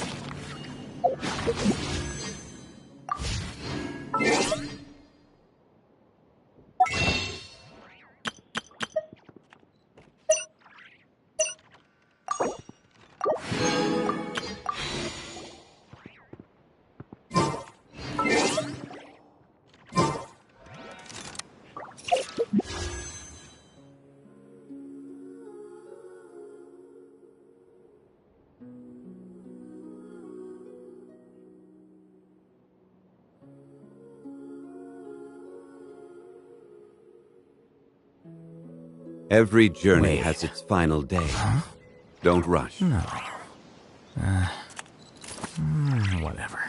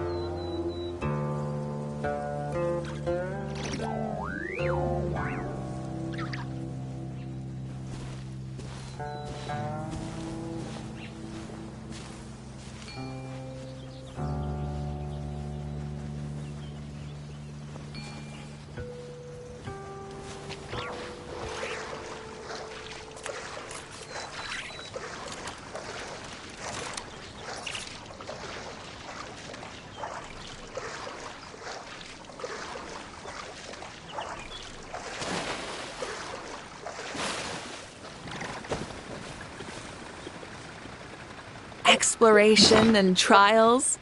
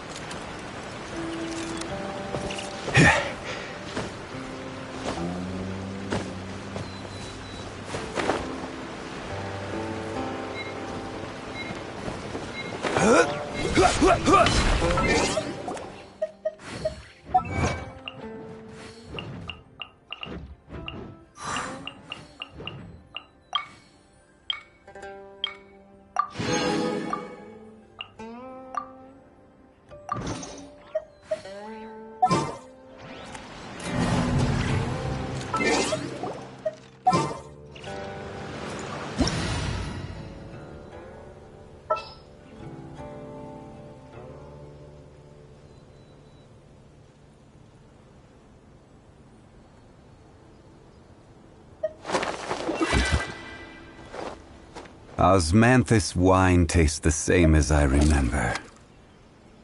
But where are those who share the memory?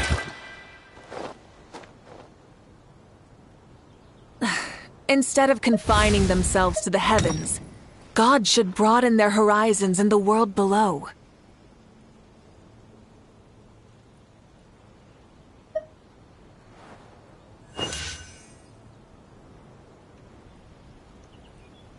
Where do you want to go next? exploration If you'd like to and see trials. Liyue's tourist spots, Adventuring few is right up references. my alley.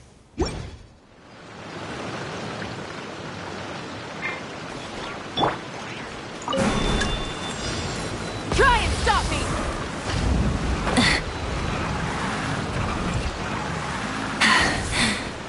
Phew. Hip. Rev the engines!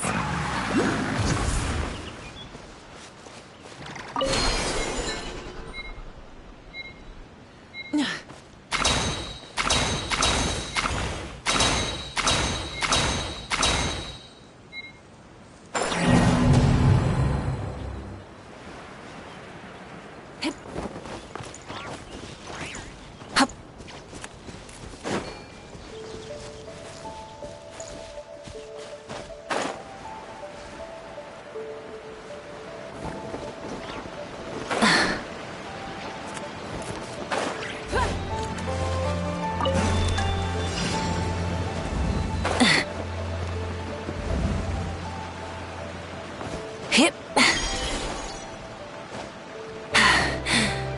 Phew. Full throttle!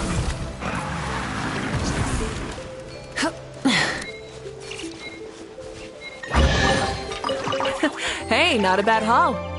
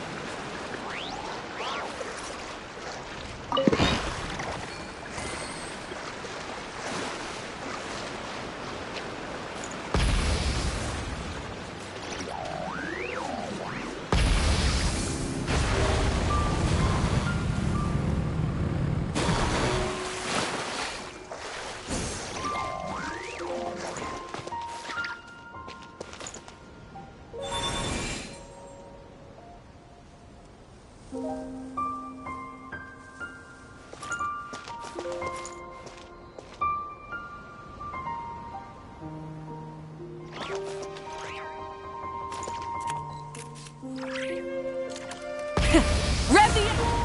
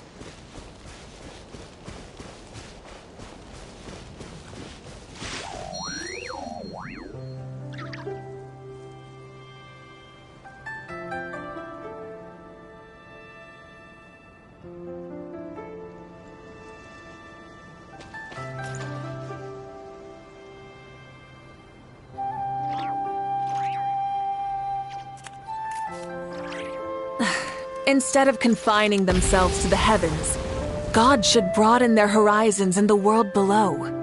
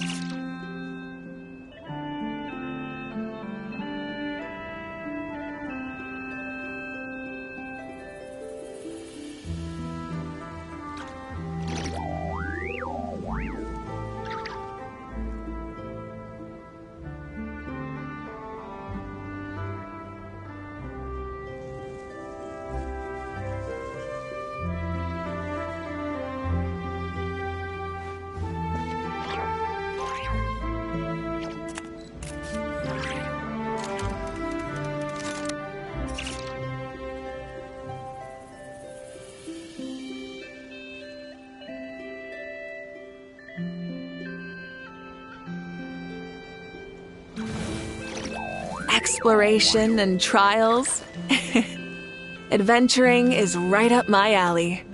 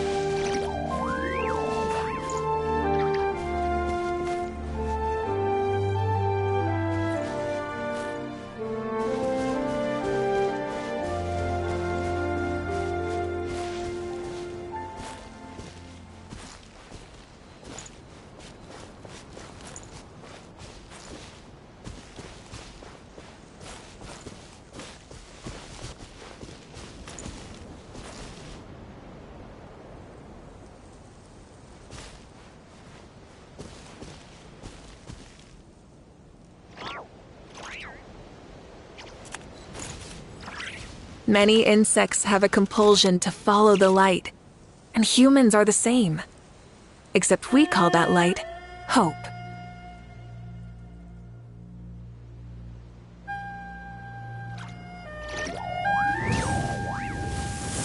Exploration and trials. Adventuring is right up my alley.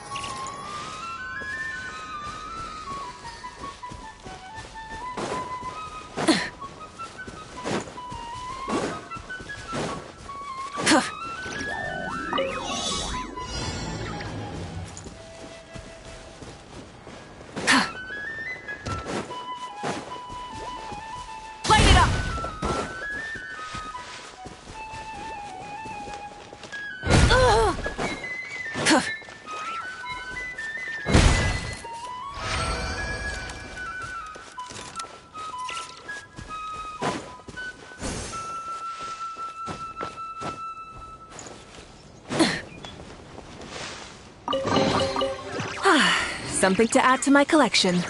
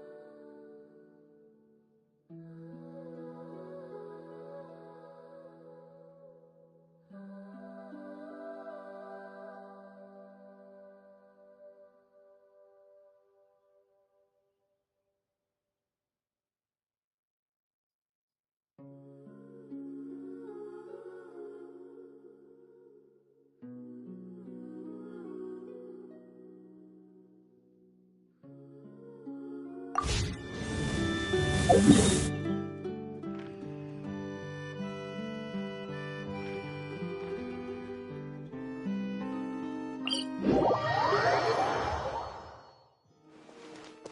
and stop me!